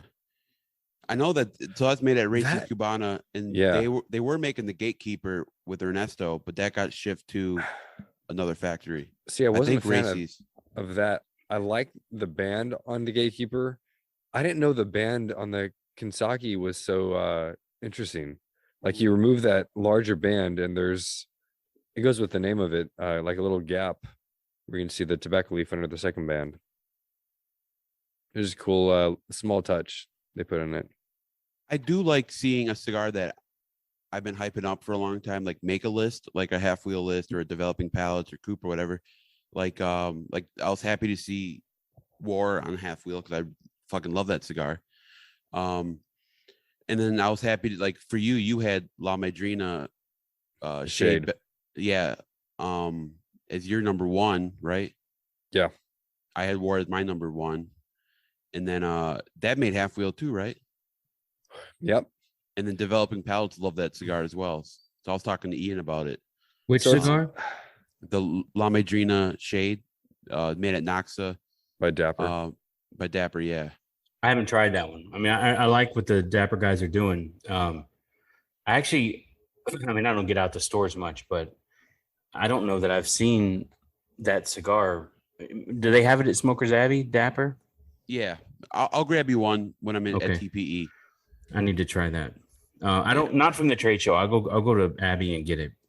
Or I'll go to Abbey and get it for you. Yeah, or maybe when I'm down in Miami at Caribbean with Alan's place, he always has stuff like that. Yeah. So I'm smoking this Trail Mix cigar that was on Halfwill's list. I have no idea about the blend or what's in it. It wasn't on their top 25, was it? Yeah, it was. Yeah.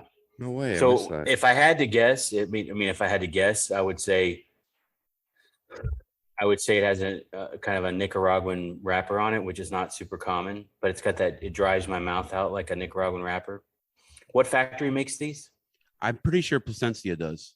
Yeah, I think so. It must be, because another thing I was going to say was I think it has Honduran tobacco in it. I don't know if it's advertised as having Honduran tobacco, but I would guess it has jalapa. It probably has Honduran tobacco in it as well, in a Nicaraguan wrapper, but it's very dry. I certainly don't get trail mix like Patrick said on Halfwheel, whatever the fuck that meant. Like I don't taste oranges when I smoke the naranja. Yeah, it's like the power of suggestion, right? Like if you called this peanut butter and jelly, somebody would say, "Oh, dude, it does taste like peanut butter." Like if I put that in your head, you would go, "Oh shit, that does taste like peanut butter."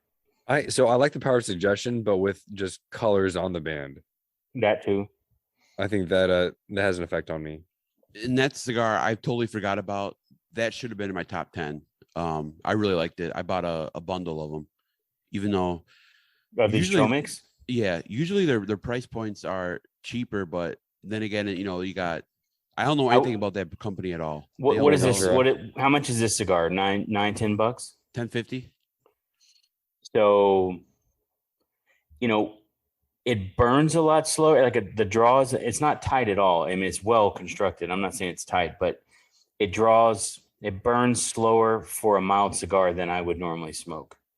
It smokes a lot like an Aganorsa cigar, actually. But it's good. It's mild. It's got good tobacco flavors. It doesn't have a lot of high primings, I would say. I'm fairly certain it has Hamastron tobacco in it, though. It tastes a lot like kind of like on the same level of the Baca blend. Obviously, the wrapper's a lot different, but yeah, that's a good comparison. Yeah, it's pleasant, but I don't think I would smoke it a lot, which I assume it's not super available either. But no, I think I mean, if I paid $10 for it, I wouldn't be mad. I'd be like, "Oh, that was good," Yeah, I think with my discount, I pay about $6 for it. So there's a lot of pretty good cigars. You know what I mean? Yeah. Like somebody will hand me a cigar, like, "What do you think of this?" I'm like, "Oh, it's pretty good." There's very few cigars where I go, "Holy shit!" Like I need to go buy me a box of those.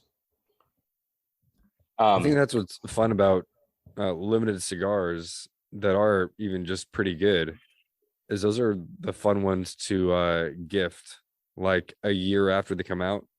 Yeah. If you do a trade with somebody. Yeah, especially if it's somebody like me, it's like giving me something I've never smoked before is not super easy. I mean, it's easier than it used to be. I mean, used to be you couldn't give me a cigar I hadn't smoked. But like Tyler bought some other cigars for me. I sent him to the store to get me some of these little perfectos. I won't say who makes them, but they're all really pretty and they're very, very well constructed, and they're very elaborate kind of mixed wrappers, Candela, Connecticut, Maduro, and they're completely fucking boring. They're like, I don't know how much they cost. I don't care. It's like you might as well be smoking air. It tasted like nothing, even though they were pretty and well made. And then,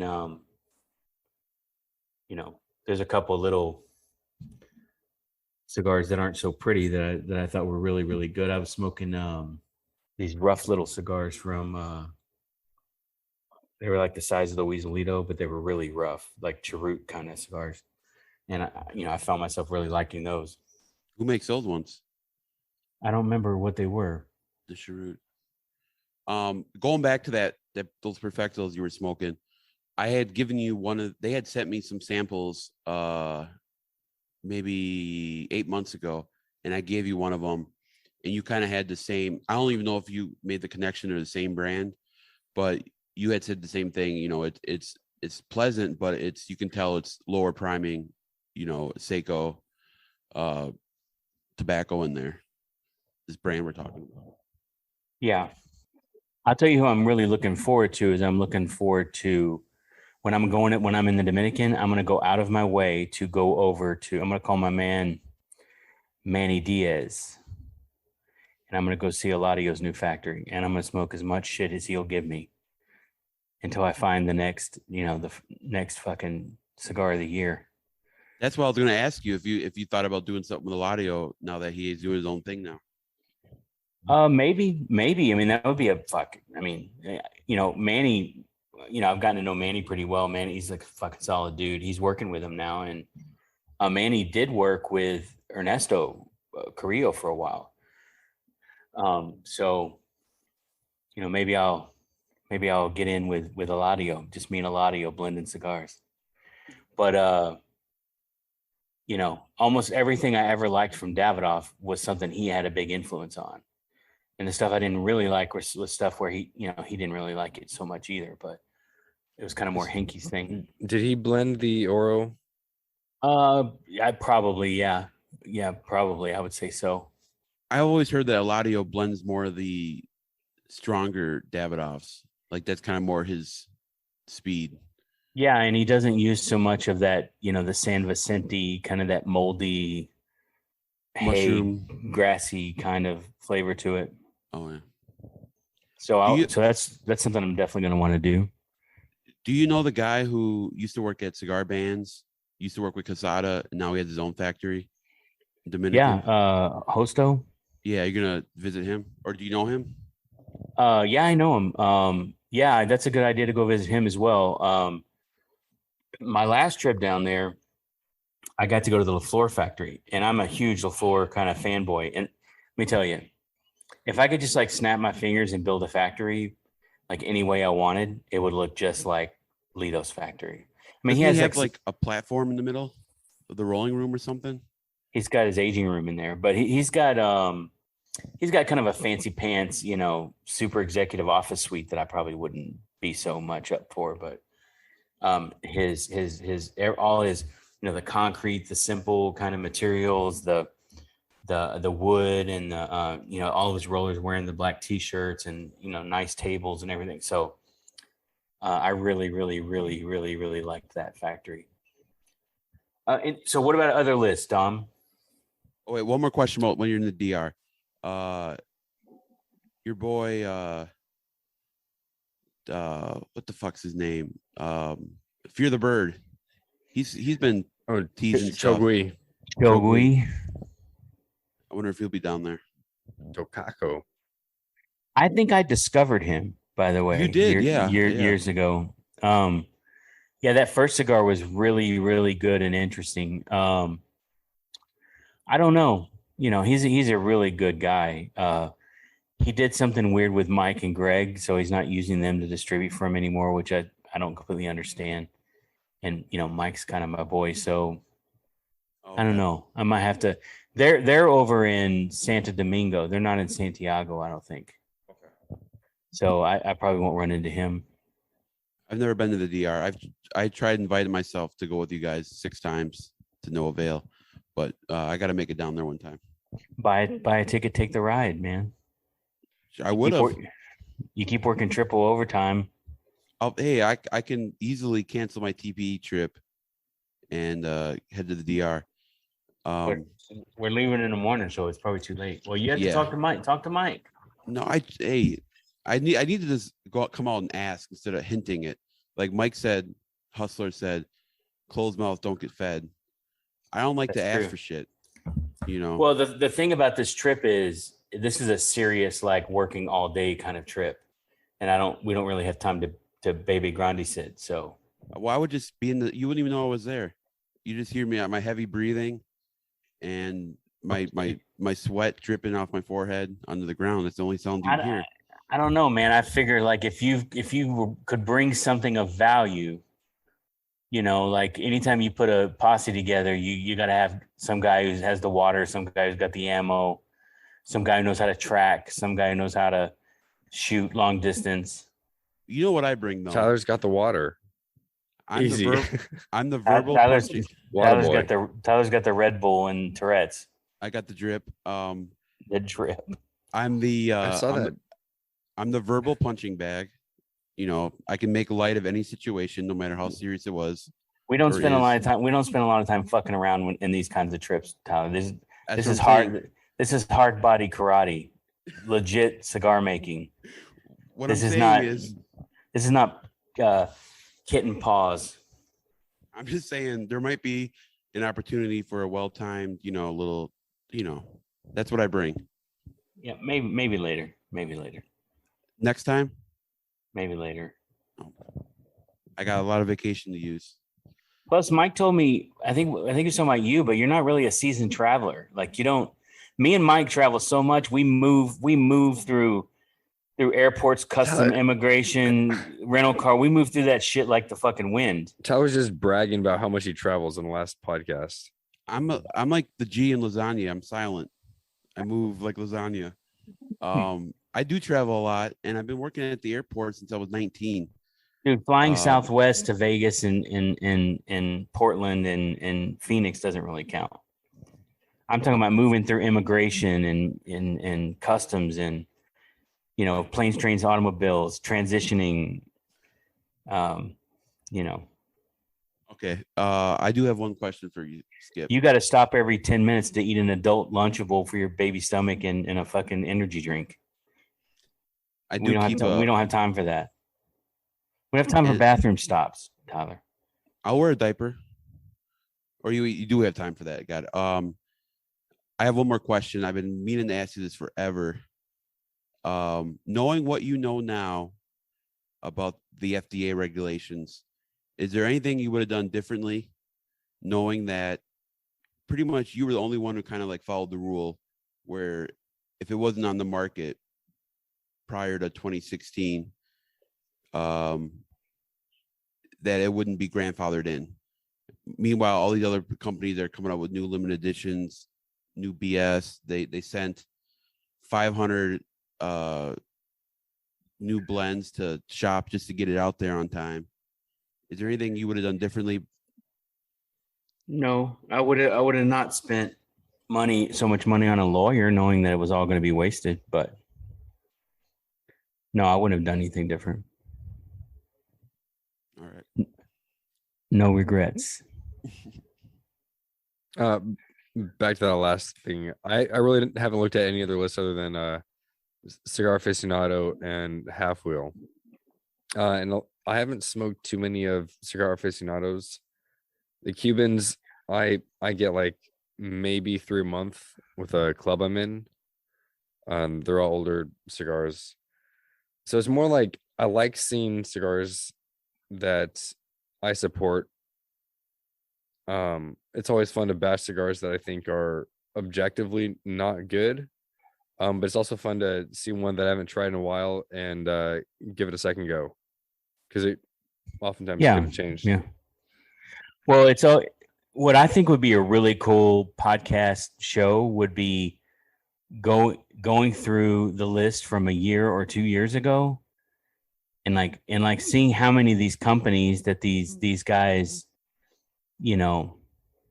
lifted up on their shoulders that don't even exist anymore, or brands that don't exist anymore. Or I saw that one at the shop. It's in the discount bin, and these cigars that came out that year that you don't even talk about, people are still fucking buying them.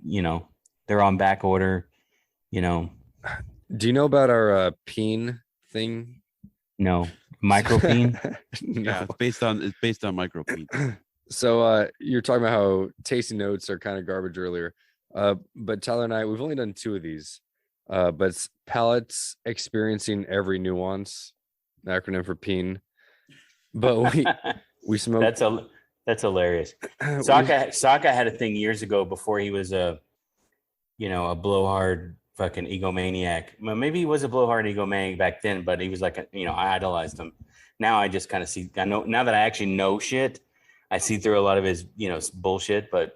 I still consider him a friend, but he used to have a thing called the Mott. It was based on Gordon Mott. It was the monthly officious taste test or something like that.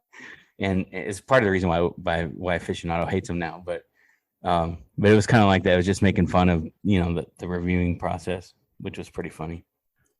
Yeah. So Tyler and I compete. We have to pick 3 tasting notes for the entire cigar, and then we just put it on an Instagram poll. And it's palates experiencing every nuance. Yeah, dude, that's fucking solid gold. So I assume you came up with that, right, Dom? Yeah, so I can do the things that take time to think about. I'm not a quick shooter. We talked about that. Yeah, I'm good riffing in the moment. He's good if he's got 24 hours of prep time. So Tyler's the premature ejaculator when it comes to the good things in life take Tourette's. A while. Yeah, Tourette's. You're more like the tantric. He's a Sting. He's Sting to me. I don't know. It's kind of like the whole. Have you seen the movie Colors? Yeah. No. We could run down this hill and with Robert Duvall. Yeah, all the bill or walk down and fuck them all. Yeah, I run down there and fuck one. Dom will run down there and fuck them all.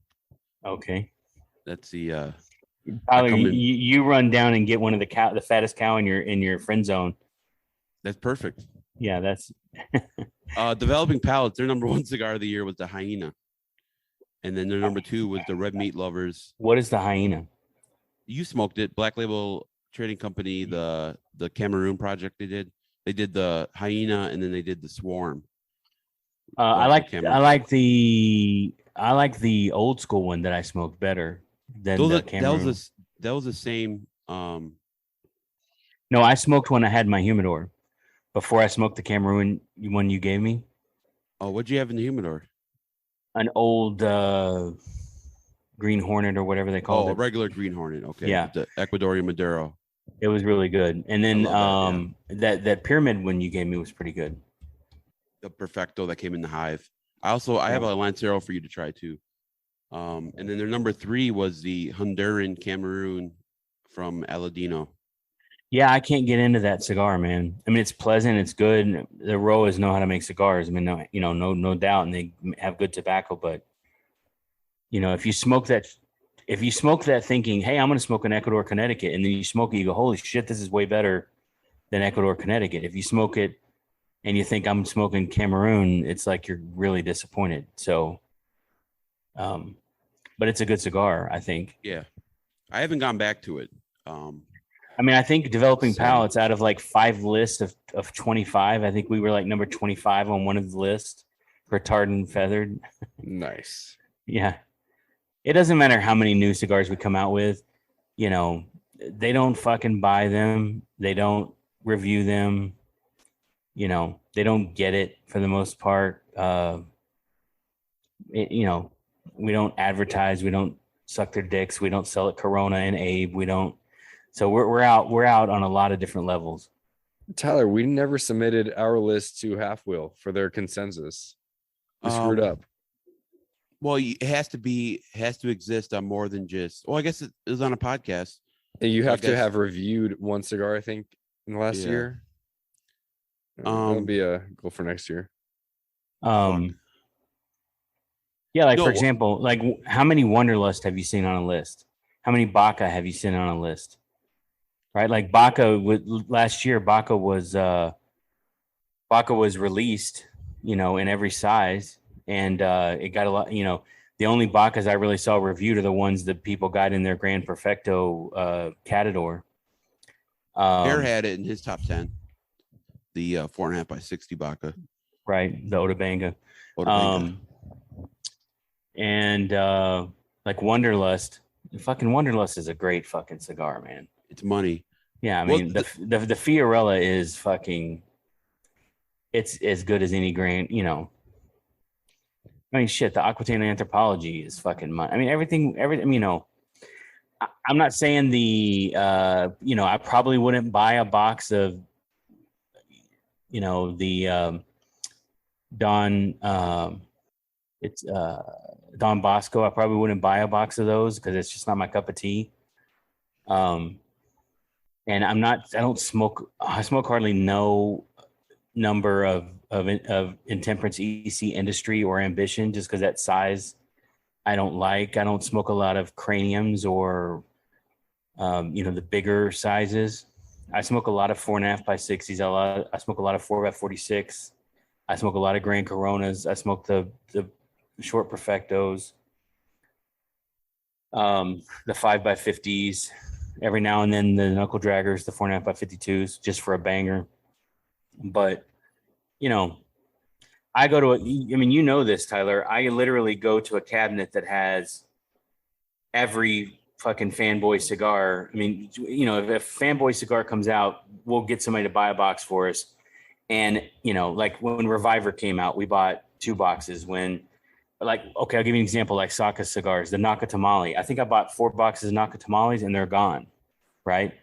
Because we really like that cigar. So if someone says, what do you think about Saka cigars? I'm like, fucking, the Naka Tamale is money. But we've got like 3 or 4 unicorns in there. We've got a whole box of, Don Derma that nobody's touched. We've got, the little Micaritas. I smoke a lot of those, right? But when you firecrackers. When you go in there and you open it and you say, I could smoke anything I want to smoke, and you get this one box there that's right in the front that nobody ever takes anything out of, that tells you everything you need to know, right? Sometimes somebody with everybody here, John and Sean, I don't give them the other cigars because all they smoke is Roma. Yeah.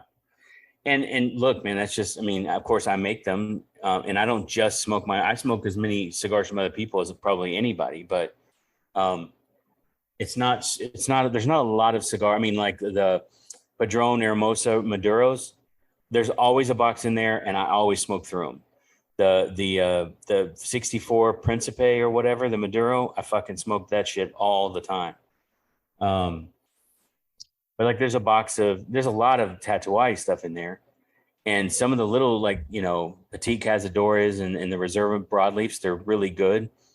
And, I'll go to them every now and then, but like you gave me that long Frankenstein thing the other day, and I got finished smoking it, and I was thinking, that was a really good cigar, but it's not something I would really go buy again, and that's just my personal thing. So my point is like, it's big when I say we make really good cigars, for me, that's what I like to smoke. So, well, another thing is inherently your cigars aren't gonna make a lot of top 10s because they've been out for a while. Like the one testament you could say about RoMaCraft is you guys have never had to discontinue a single SKU, where there's a lot of brands. They come out, like, the only thing that sells is what they came out with at the PCA that year, and then that's on the back burner, might not even be made anymore, and then it's on to what's new. You're making the same thing consistently for over 10 years, so you're not going to be on, which is wrong. I don't think that's the right way. Yeah, well, I say it a lot of times too, is like let's say you're William Cooper, right? Who I like William Cooper. I watch his shows. I don't think his hot take on sports is exactly right, but I think he genuinely likes cigars and he smokes cigars, but he's so wrapped up in this kind of producing content and doing his blog and stuff and his products. And he does a very consistent professional kind of job at it. But I've always said to him a lot of times, like, you named this cigar, the Sago, whatever, you named that your cigar of the year 2 years ago or whatever. Do you still smoke that on a weekly basis? If it's like your number one cigar of the year, did you buy a box of it? Did you smoke through it? Did you search for another box? And the answer a lot of times is, well, I smoke so many cigars for reviews, I don't really have time to smoke things for, personal pleasure. It's like, well, then why the fuck are you even doing this? It's like, have a podcast where you talk about fucking sports and coaches or whatever, and then just smoke what you like, It's like, if I was doing a website on whiskey, I would probably try different whiskeys a lot. But if I found one that I thought was fucking amazing, I'd buy as many bottles as I could find, and I would drink it on a regular basis, right? Yeah. So it doesn't make sense to me that somebody says this is the very best cigar. Like the Rocky Patel Winter Edition. I smoked one the other day. It was perfectly fine. It was good. But if I named that my best overall cigar out of every other cigar, out of hundreds of cigars, I would be fucking buying. I mean, that would be the one I would be buying and smoking a lot of. That's my go-to, right? Just like the Padron 26 number 9 has been for me for 15 years, or the La Flor Dominicana DL 552. If I find, or the Chisel Maduro, if I find a box of those, or I always have a box of those, right? I always have some of those, and I always smoke them. So you would think they would like slip into your rotation until it was no longer good, right? Yeah. It wouldn't just be something you smoked a couple of, gave it a good rating, and then never smoked it again. Like, so I pulled up the consensus from 2012. The number one cigar isn't made anymore. It's the 2012. Yeah, 2012. The Jose cigar he did at Hoya, that was number one. Yes, the Cueve Blancos. Yeah, CYB. So that wasn't a good cigar, but I didn't buy a bunch of them. And if you gave me one today, I would smoke it, but I'd be like, man, things have moved so far since then. That's not even one I would buy if it was still, killing it. I just wouldn't. Yeah, number 2, Oliva Series V Milanio. That can't be. I mean, that's still. I'm not a big fan of the Milanio. I haven't tried the number 4 that made the list, but I don't really like that thin wrapper that they have on the Milanio. But the Series V, that's in my regular rotation. When I go into a shop, I always pick a number 4 or 2 up or a double Robusto. Always. I mean, that's a fucking solid. That's a banger cigar. And I hear a lot from like seasoned cigar smokers is the regular Series V they like better than Milanio. Number 3, Ortega Series D Maduro. Not even made anymore. Yeah. Number 4, La Dueña, my father, Pete. Long cigar. list of cigars not made anymore. Yeah. Or if it is, I've never heard anyone talking about it in years. Yeah. The CA reviewed that one this last year. I think you got. Yeah, but it's not. It's one that is probably. I mean, are there people out there buying boxes and boxes of that? Maybe. I don't know. We didn't carry it at Lake Country, and we're like the number one my father shop in the. But my father makes a lot of cigars, right? Yeah. But a lot of them, they're all good, but a lot of them taste very similar to me, right? Yeah. Like I remember my father cigar I put on my list back in like 2007 or 8 was it had a number like the 1923. What was it? It was like a little 4x46. It was fucking great. I'm sure it's still great, but I just I haven't seen it anywhere. And but yeah, so looking at that list, there's definitely most of those cigars aren't. You don't hear keep about going. At all. Keep going. Number 6. Number 5, Headley Grange. I smoke that one every now and then. I mean, Crown Heads is kind of the same for me. I mean, all good quality cigars. Like the 4 Kicks Mule Kick, I still have boxes of it. I love that cigar, both first and second release. Some of the stuff that like the Juarez is a great little inexpensive, great value cigar. Yeah, it's got body. Reminds me a lot of an old brand called Cruz Real. That was a little strong banger cigar, good price. Yeah, that's a good cigar. But I mean, Mike and John don't put out anything that's not good. And there are guys out there just like Roma guys that just buy Crown Heads, just like there's Saka guys, just like they buy 80% of what they buy is Crown Heads and they love it. And it's consistent, right? And it's good. Yeah, I would say the only cigar that Crown Heads ever made that wasn't, I think was a miss was the like a big time miss. I mean, is the one they did with Monte Cristo. The City of Music. Yeah. Number 6, the L'Atelier Lat. He discontinued a lot of those, and then he rebanded them. He has a blend, and I haven't smoked in a while, but I used to smoke a lot of them. Is the Cabajuan? Yeah, they did an LE of those this year or last year. It came out. Yeah, like that one and the Ambos Mundo, I think was another one that was really good, medium strong, consistent cigar. But again, I see a lot of his LE stuff, but I don't really see You know, like the Reserva broadleaf stuff's always banging, right? Number 7, EP Carrillo Cardinal Maduro. Yeah, the New Wave. I know they just kind of discontinued it. The New Wave Connecticut was really good, and then he had a lot of those short run Maduros.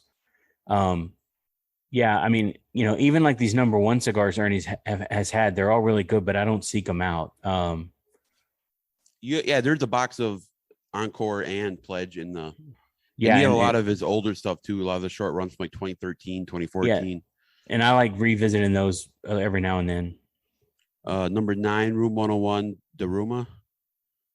That's not made anymore. Number 10, Nat Sherman, Timeless. I haven't heard anybody talk about the new Nat Sherman or the new Timeless. I've only heard about the new Ferry Ortega, the Elegancia, and the Generosa, or what the fuck they're called. Yeah, Patrick said that was really. So I don't really know. I assume those are all reblended versions of the Nat Shermans, meaning Herklotz has put his own kind of spin on those. They seem kind of pricey to me, and you know, I'm a big fan of Herklotz, and I definitely want to try all of it. I want to smoke. Particularly the one that Patrick said was really strong to kind of see if I feel like that. But I mean, I'm not buying $21 cigars on a regular. Yeah, those two are completely new blends. Yeah. But the other ones are basically sound like they're the same, but it's rebranded. Yeah, well, I think Herklotz works on a whole nother level that I'm not on that level of luxury. Yeah, I'm just not. 11 Undercrown, that still sell the shitload in shops. Yeah, you know, I really liked that cigar when it first came out. It doesn't taste the same to me anymore. But like, you know, like I still have, you know, probably 100 or 200 of the original Dirty Rats, and so I smoked through those a lot.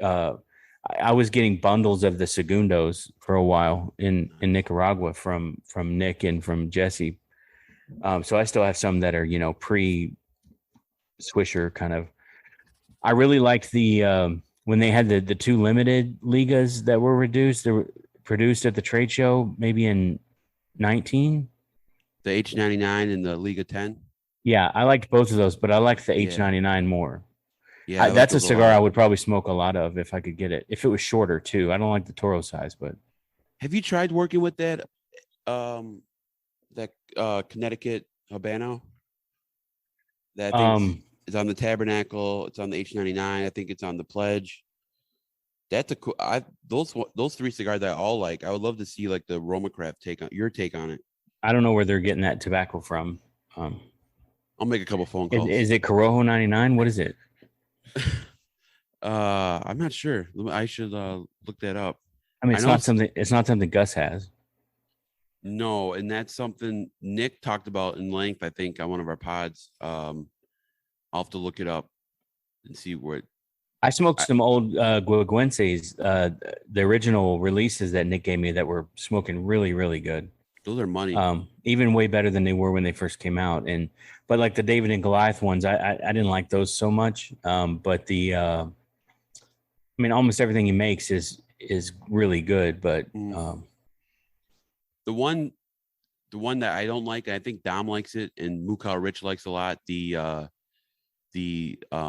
Highclere Castle Maduro, the Ecuadorian Maduro. I like you like that one, right? The Connie better than Maduro. Is that a Maduro?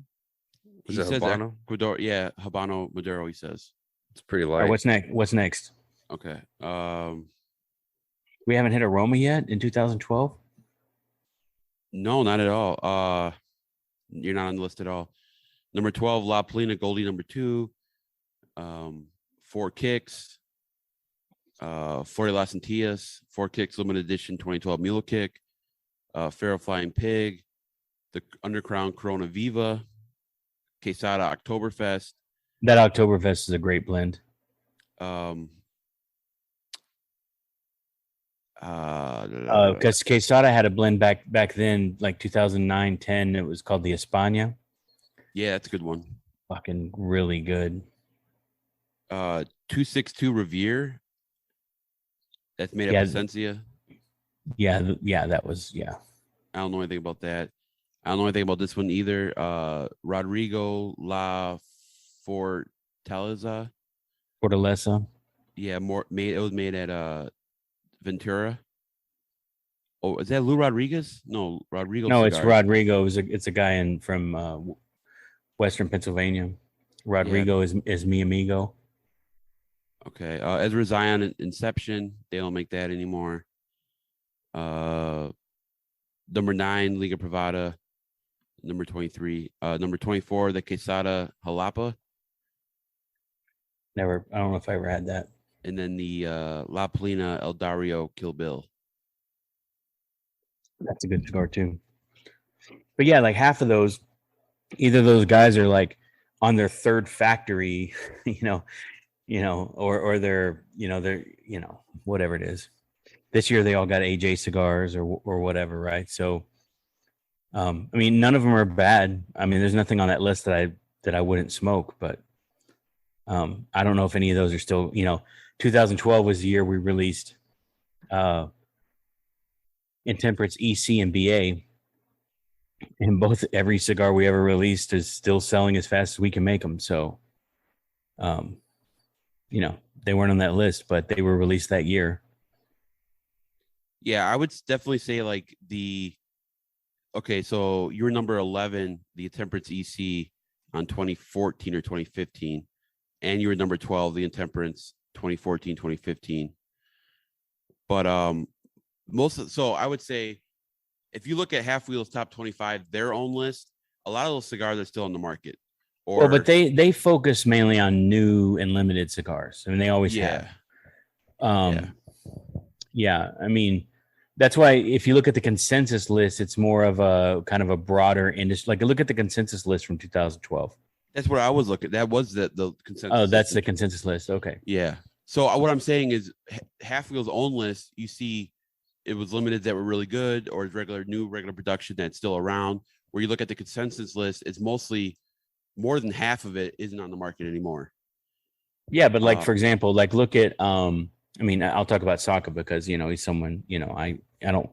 He knows how I feel, and I don't consider him an enemy or whatever. So, but like Saka worked really, and Saka is very competitive, right? So he worked really hard to get the cigars in people's hands, to really pet these guys and really work on them. And when he was really getting out there, even at like the trade shows, he would talk to these guys more than he would talk to his customers, as an example, right?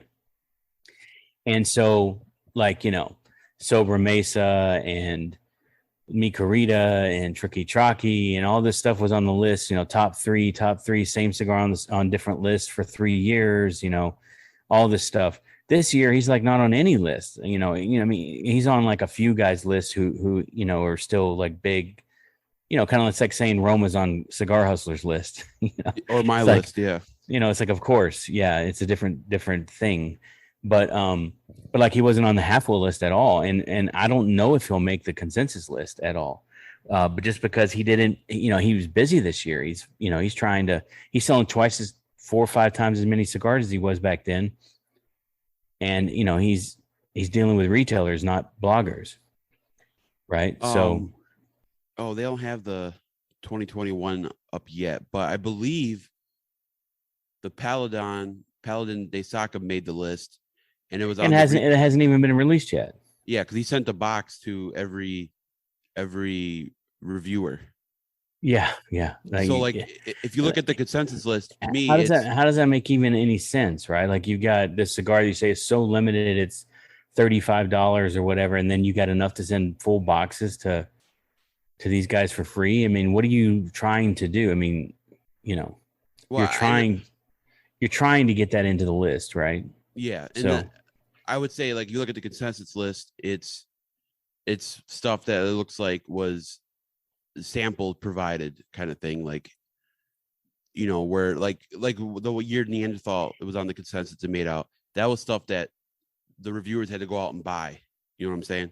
Versus like, you didn't send everybody a box, because if you send anybody, they're gonna review it, and then they're gonna, if it's good, it's gonna make the list.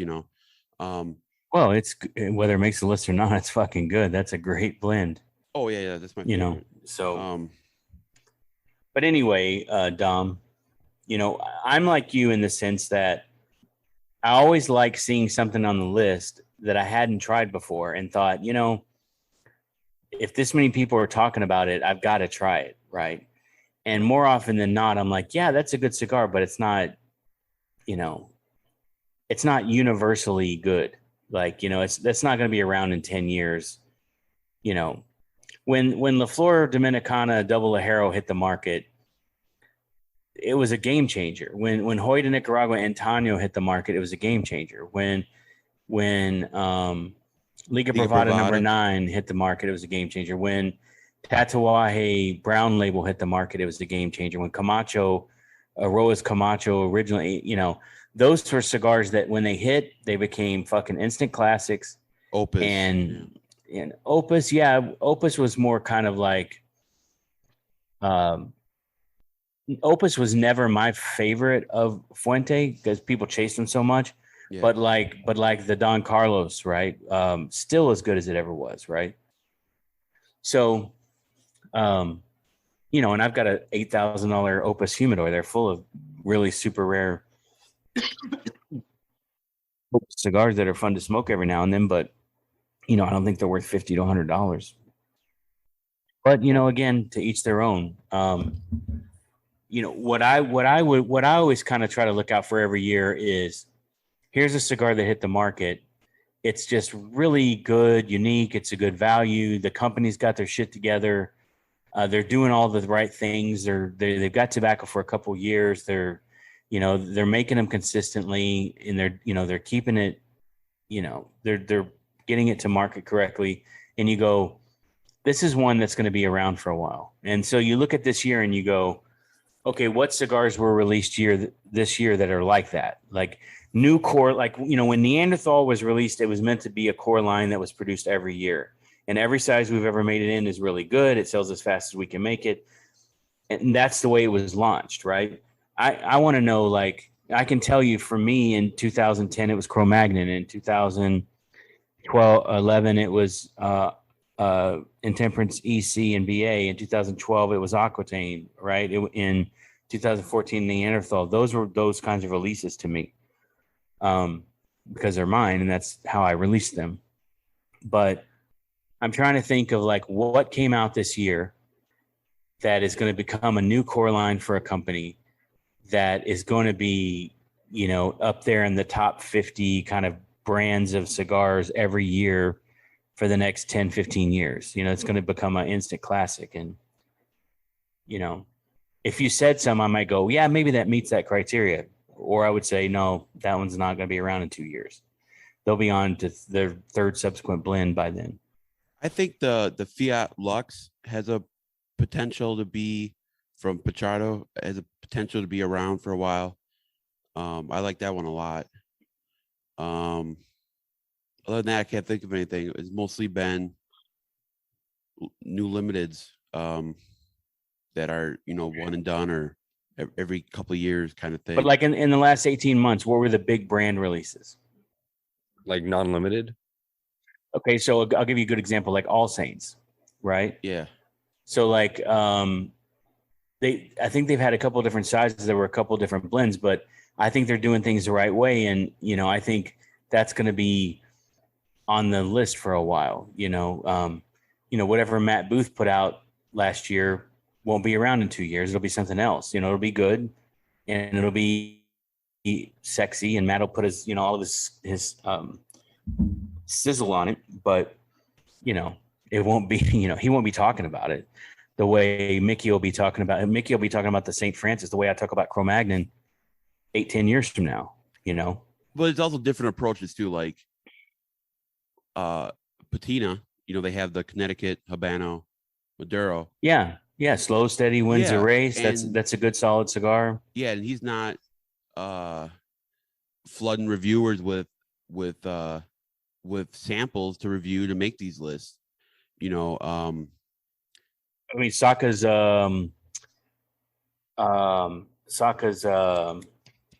Micarita, I think, is one of those brands. It's a good solid brand to be around for a long time as long as he takes care of it, right? Yeah. Tricky Traca I like a little bit more, but I think that'll be around too. So I'm trying to think of other brands that were like in the last 18 months that are like that. I can't because all the big companies like General and some Monte Cristo, they shuffle through their stuff so much. I saw it as a retailer. They would come up with something new. We'd order the opening order, and then that was it. Like the CAO Bones or a lot of that stuff is we carry like their older, like a lot of the older stuff, like the CAO Brasilia, the Macanudo. Okay, I'll give you Yeah. another one. I'll give you another one. Plasencia's Alma Fuego or whatever, right? That's going to be a core line that's going to be in the landscape for a while, I think. Or a lot of the stuff that Crux has done. Yeah, they're doing it the right way too. Yeah. Good example. I don't know anything about Aventura, but I know of like some of the cigars that they've come out with. Yeah, a lot of people they use. A lot of Aventura, Henderson Ventura. Yeah. I mean, he knows tobacco. He's doing it the right way. I mean, he's not doing it like the way. What's the other guy? The fucking PDR, Abe Flores. Whatever. But Ventura's doing it the right way, and it's not my cup of tea. It's very Dominican, right? It's not my thing. Yeah. But I think he'll have a couple. But are his like core line releases, or are they like kind of LE stuff? He's got like 5 core lines, and then he comes up with these like weird sizes. Okay, mostly kind of like what we do with Cro-Magnon. But I don't much. Yeah, yeah. I can't get their Connecticut that came out with the pearl necklace is really good. So this would be my question if I was one of these blogs. Like it would be an interesting. They do top factory, top whatever. Yeah. It would be name the top 5 brands that are core line stuff that were released this year that are going to be around in 5 or 10 years. That is call that one, right? Like, was the Flor Double Ajero on your list? Was Camacho, Diploma on your list? Was Hoya Antonio on your list? Was Room 101 Johnny Tobacconaut on your list? Or what, and I don't mean to pick on Matt. I'm not, he has his own place in the business, right? And I think he really tries, he does a good job, I guess, the way he does it. You would have to say when Saka releases a brand, and I'm not talking about these limited things he does, like Stillwell and all that stuff, but when he releases a brand like Mi Querida or Sober Mesa, or when Crown Heads releases, 4 Kicks or 4 Kicks or Headley Grange Diaz. Mil Diaz is another one. I don't smoke a lot of those, but that's one of those that should be around a while if they keep doing well with it, Yeah. Foundation, I put in that too. Yeah. El Guaguense, perfect example. I mean, that's going to be around for a while. Tabernacle, great buy, good cigar. Illusion, whenever they put out, this Aganorsa stuff, they've reinvented themselves 3 or 4 times, but I think this kind of Supreme Leaf thing, I think that's a LE, but trying to think, what is Rocky puts out a lot of good cigars, I guess, but like what's the, I remember when he released the 1992 or the 90 and the 92 and the Connecticut 99, and those were like hardcore brands. And he probably sells millions of them still. I don't know, but when's the last time you ever heard anybody talking about the Rocky Patel in 1990? Rocky used to had this brand called Old World Reserve, which was it was so fucking good, and it doesn't even make it anymore. Or maybe he makes it in a catalog somewhere, but it's nothing like it used to be. He brought it back a couple of years ago, and I haven't heard anything from it since. Yeah, like Eric does Naranja. That's a brand that's going to be around a while. That's a core brand. Or the Crema that they do, that's going to be around. I think Fratello stuck with their core line for a while. Until like the last 2 years, and they started doing like a bunch of LEs. Yeah, Charlie Roy Rise.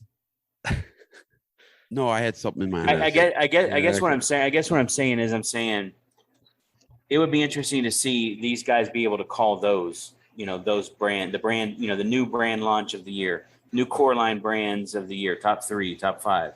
Well, hey, I'll make a note in my calendar, Tyler, for 5 years from now for our podcast. Yeah. All right, let's wrap this up on a. I was there was some slander against my taste in movies. I want to know, Skip, top 5 movies.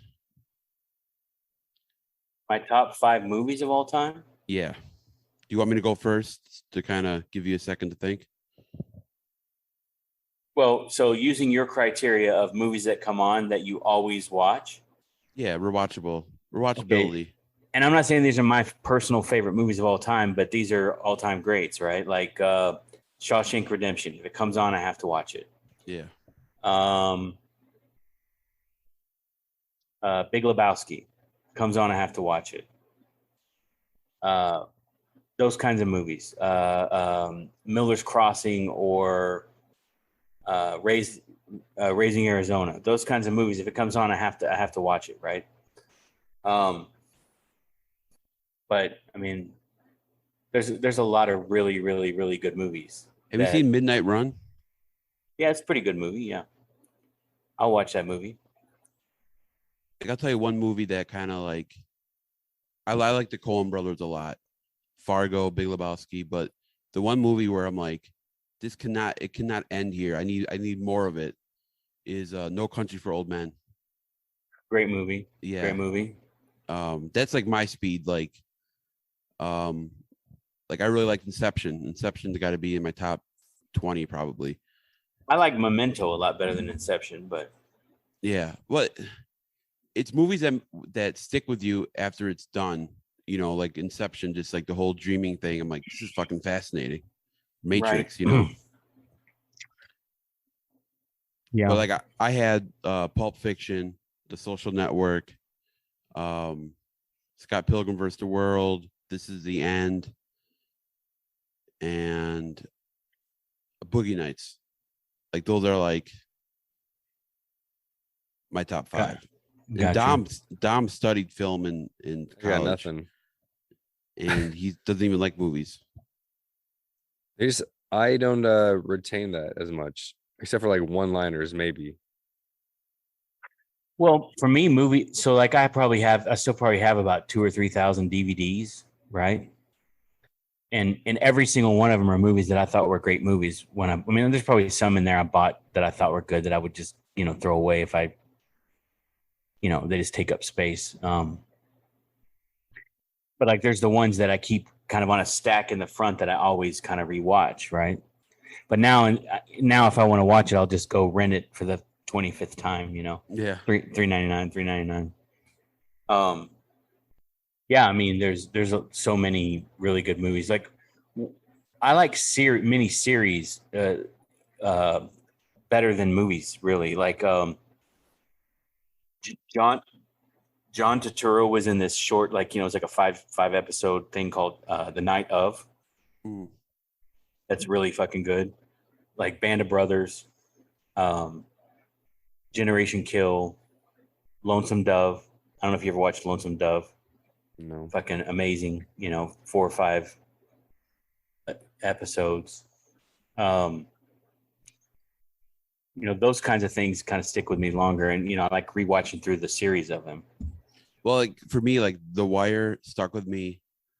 Yeah, but that's like 5 seasons. I'm talking about like 5 episodes, right? I'm just saying like TV that stuck with me.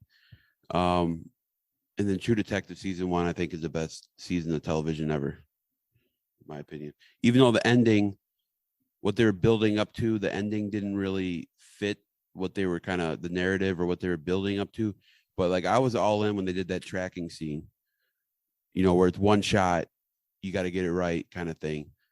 That's what I like about movies or film. I want to sound smart. Tyler, you should go back film. back to school for film. No. But yeah. I'll throw Rocky in there. I like Rocky. My dad was a big fan. Like, what were the movies of the year over the last 3 years? What were the nominees? Couldn't tell you. Dune made a few lists. I still haven't seen it. Dune was really good, but it kind of was like the first of 5 that you have to watch to really get it all. Yeah, but plus I feel like I can't see that now unless it's in theaters because it's made for that. Yeah, it was good on a TV. Okay. A Star Is Born was pretty popular a few years ago. Yeah, nah. It was okay. La La Land. No. Uh, See, the problem with doing Academy Award stuff now, they're all so woke. It's like they got to get the gay one, the retarded one, the black but- one, the immigrant one. but those can be Like good everybody movies. this year is talking about this movie, the something dog, with Cumberbatch. What's his name? I watched it and I was like, Benedict Cumberbatch. yeah, I was like, dude, that was so fucking dark, that movie. I'll check it out. Wait, But, Tyler, like- how do you say his name? Benedict Cumberbatch. Okay. They said Ben the Dick. Benedict Cum Snatch. No, but here's the thing too. Like, I don't like, just because the movie's different doesn't mean I have to, like, it's something that like the movie with Willem Dafoe and Robert Pattinson, The Lighthouse. Like, Oh, that's my just brother weird to loves be that weird, movie. huh? My brother loves that movie. That's not a movie for me. Like, Huh. it's too out there. You know what I'm saying? But like movies like Donnie Darko, that's out there. I like that movie a lot. That's I put that in the same plane as Did you see? Did you see Requiem for a Paris? Dream. Did you see Parasite? That's like fantastic. That sticks with you after when it's done. Yeah, that that- sticks that- with you. That was a great movie. Did you see Hell and High Water? That's a great. Yeah. That stuck with me too. a I love great that movie. guy. That because they did. He's done a few movies. The Jeremy Renner with the snowmobile, or what was that fucking movie? It had John Berthal in it. Wind Lake. He did Wind Lake too. Wind River. Wind River. Have you seen that? That was a great fucking movie. I think it's called Wind Lake. No, Wind River is the one about the Indian girl that gets killed. Yeah, that's what I'm talking about. That's a great movie. Wind River, yeah. Moonrise Kingdom. Is that the one with That's fun. Mahershala Ali? Which one was he in? Where he was gay in that movie, so that fits that. But that's a good movie. That sticks with you too. I don't know. Moonlight. Moonlight. Wait. Yeah, Moonlight. That's a good movie. All right, Skip just got up. Tyler, we should wrap this Yeah, up. I gotta go to wanna- work at 4 a.m. So I need to make sure my computer can download all this. yeah. It's gonna take like 3 hours to download. All right, we'll wrap it up once it gets back. I'm gonna get something to drink Yeah. and we'll wrap it up. All right. I just wanted to end it on something not so serious. Yeah, so I'm looking at this list of movies. So top best movies last 10 years. But yeah, next time we have you on, Skip, we'll have Mike on too, and we'll do our top 10 movies or top 10. We'll each do a top 10 of our favorite movies of all time. Did you see that movie with Casey Affleck, the Manchester by the Sea? Oh, that's a great movie. That's a good movie. It's fucking sad. I like a movie where I cry in it, man. I'm all in. If my emotions get, Well, I'm all in on it. it's on brand.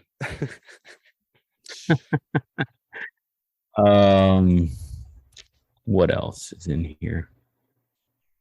Oh my god, I gotta go to bed. Dude, you're so lame. This actor, man, this guy, what's his name? He's in a lot of really good movies. He was in that series about the married couple that got a divorce recently. Donald. He was in Star Wars. Yeah, he was in Star Wars. He was in a recent movie where he was like this Italian guy. Not Gucci, right? No, it was called Adam Driver. Adam Driver is his name. No, that's the guy. That's a different guy. The guy was in the like the iRobot one. No, he was in that folk music movie, the Llewellyn whatever. Oh, no, I'm not sure. Once Upon a Time in Hollywood. He was in a recent movie called The Card Counter, which wasn't great, but I really like him as an actor. Let me see what the name of this movie is. Llewellyn Davis. What's the guy that acted in that? Oscar Isaac is his name. Oh yeah. Okay. I like that movie he did. Yeah, he's in Dune. Yeah. He was in Ex Machina or whatever. Oh, it's that's called- the one I called iRobot. Yeah. Yeah, it's called A Most Violent Year. Have you seen that? That was actually fucking 7-8 years ago. It's fucking No. crazy. That's a great movie. Have you seen You Were Never Really Here with Joaquin Phoenix? where he's like with a young kid? Yeah, Yeah, that was a good movie too. I haven't seen that.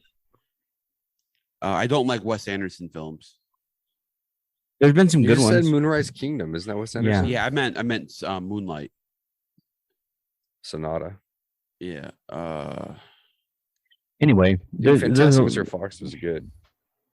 there's a lot of good movies. Yeah. Like, what about Lady Bird? That's not going to be on Skip's. It was okay. I like that movie. I like coming of age movies. I like. There was a recent movie where I think it was Justin Timberlake it was like an Apple movie. It was like Justin Timberlake. It's kind of like a loner guy, and this girl lives in a trailer behind him or something. Has a gay kid. What was the name of that movie? It was really good too. All right, I got two more for you. If you liked them or not, I'm curious. It's called Palmer. If you haven't seen that, Palmer, it's really good. Winter's Bone. Jennifer Lawrence is. Yeah, okay. That's a good movie. Any kind of redneck, inbred, hillbilly fuck flick. Dunkirk. What do you think of Dunkirk? Very good. I thought the one with Winston Churchill was better though. The Late Hour, Finest Hour, or Late Hour, or whatever it was. Okay, last one. Phantom Thread. Never heard of that one. I don't think I've seen that. Is that a? That's the guy who did fuck, god damn it, Boogie Nights and what the fuck's his name? Paul Thomas Anderson. Yeah. The guy that did Magnolia. Yeah. I'll tell you another fucking great movie that every time it comes out, I have to watch it. Collateral with where Jamie Foxx is driving Tom Cruise around. Michael Mann. Almost anything by Michael Mann is good.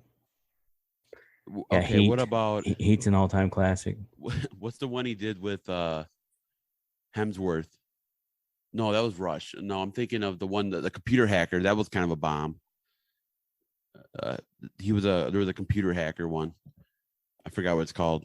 Red Rabbit, or Rabbit Hat, or Mad Hatter. Anyways, Skip, thank you so much for being on, man. I really appreciate it. I think we learned a lot. Yeah, I don't think so. I think we just babbled for 2 hours, something like that. This is like the last hour and a half.